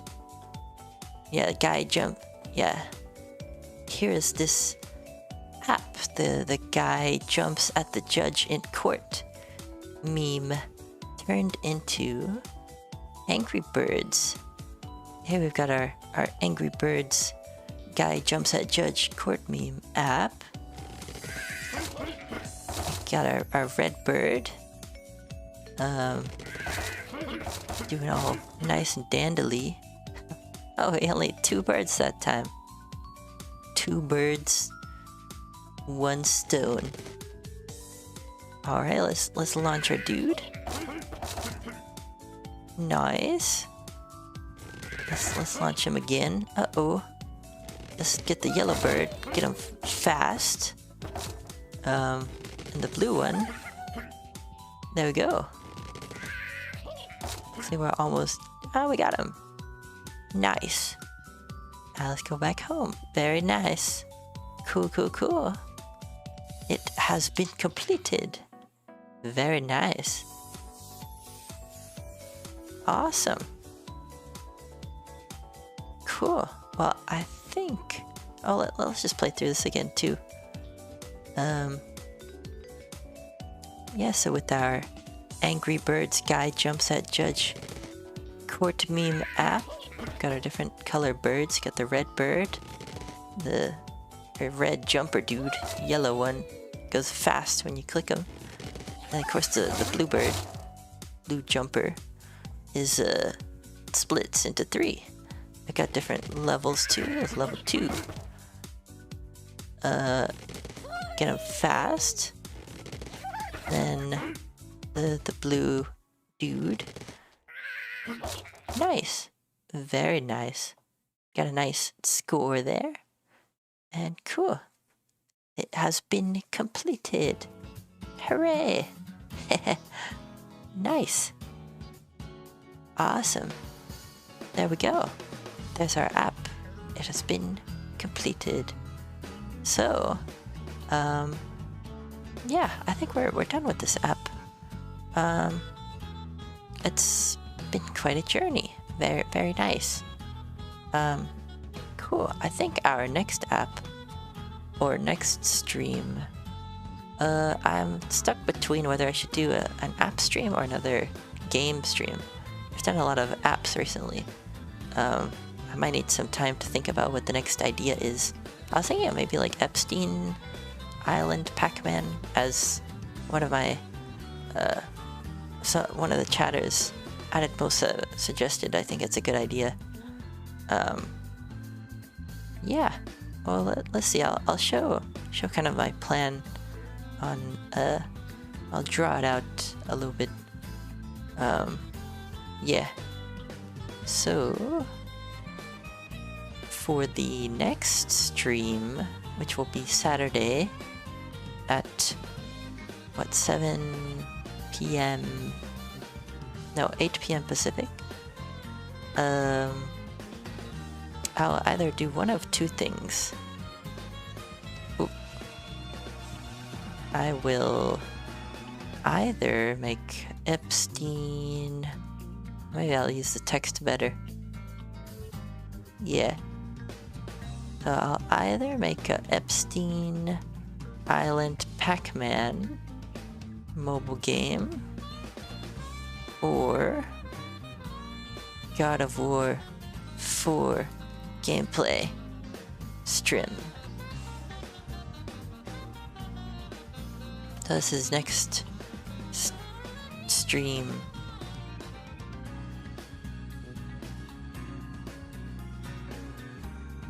Yeah. Oops. How do I move this one?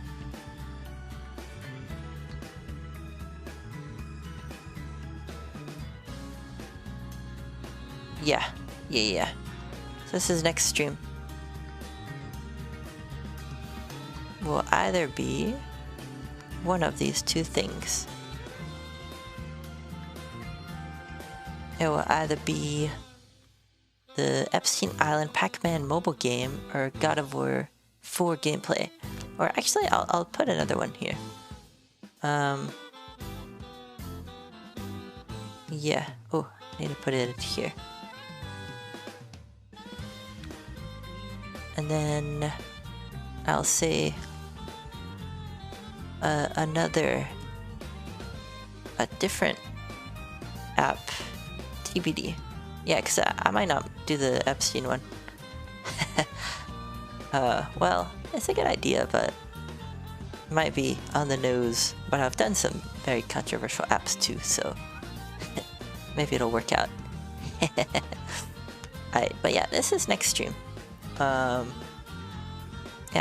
God of War 4 I'm leaning towards, just because, at least for this one, I need some time to figure out how to do game AI. Because the ghosts in Pac-Man are like using AI, right? I think so. Like they chase the player through the maze, and I haven't done game AI before, so it might take some time to learn that. So I might use this God of War 4 stream as kind of like a buffer to learn some game AI and sprite kit while I'm playing this, like kind of on the side. Yeah, well, we'll see. Maybe I can pick this up pretty quick this weekend and we can implement it on Saturday. We'll see. I've yet to decide, but yeah. This will be the plan for the next stream. So, yeah, that is the long-awaited,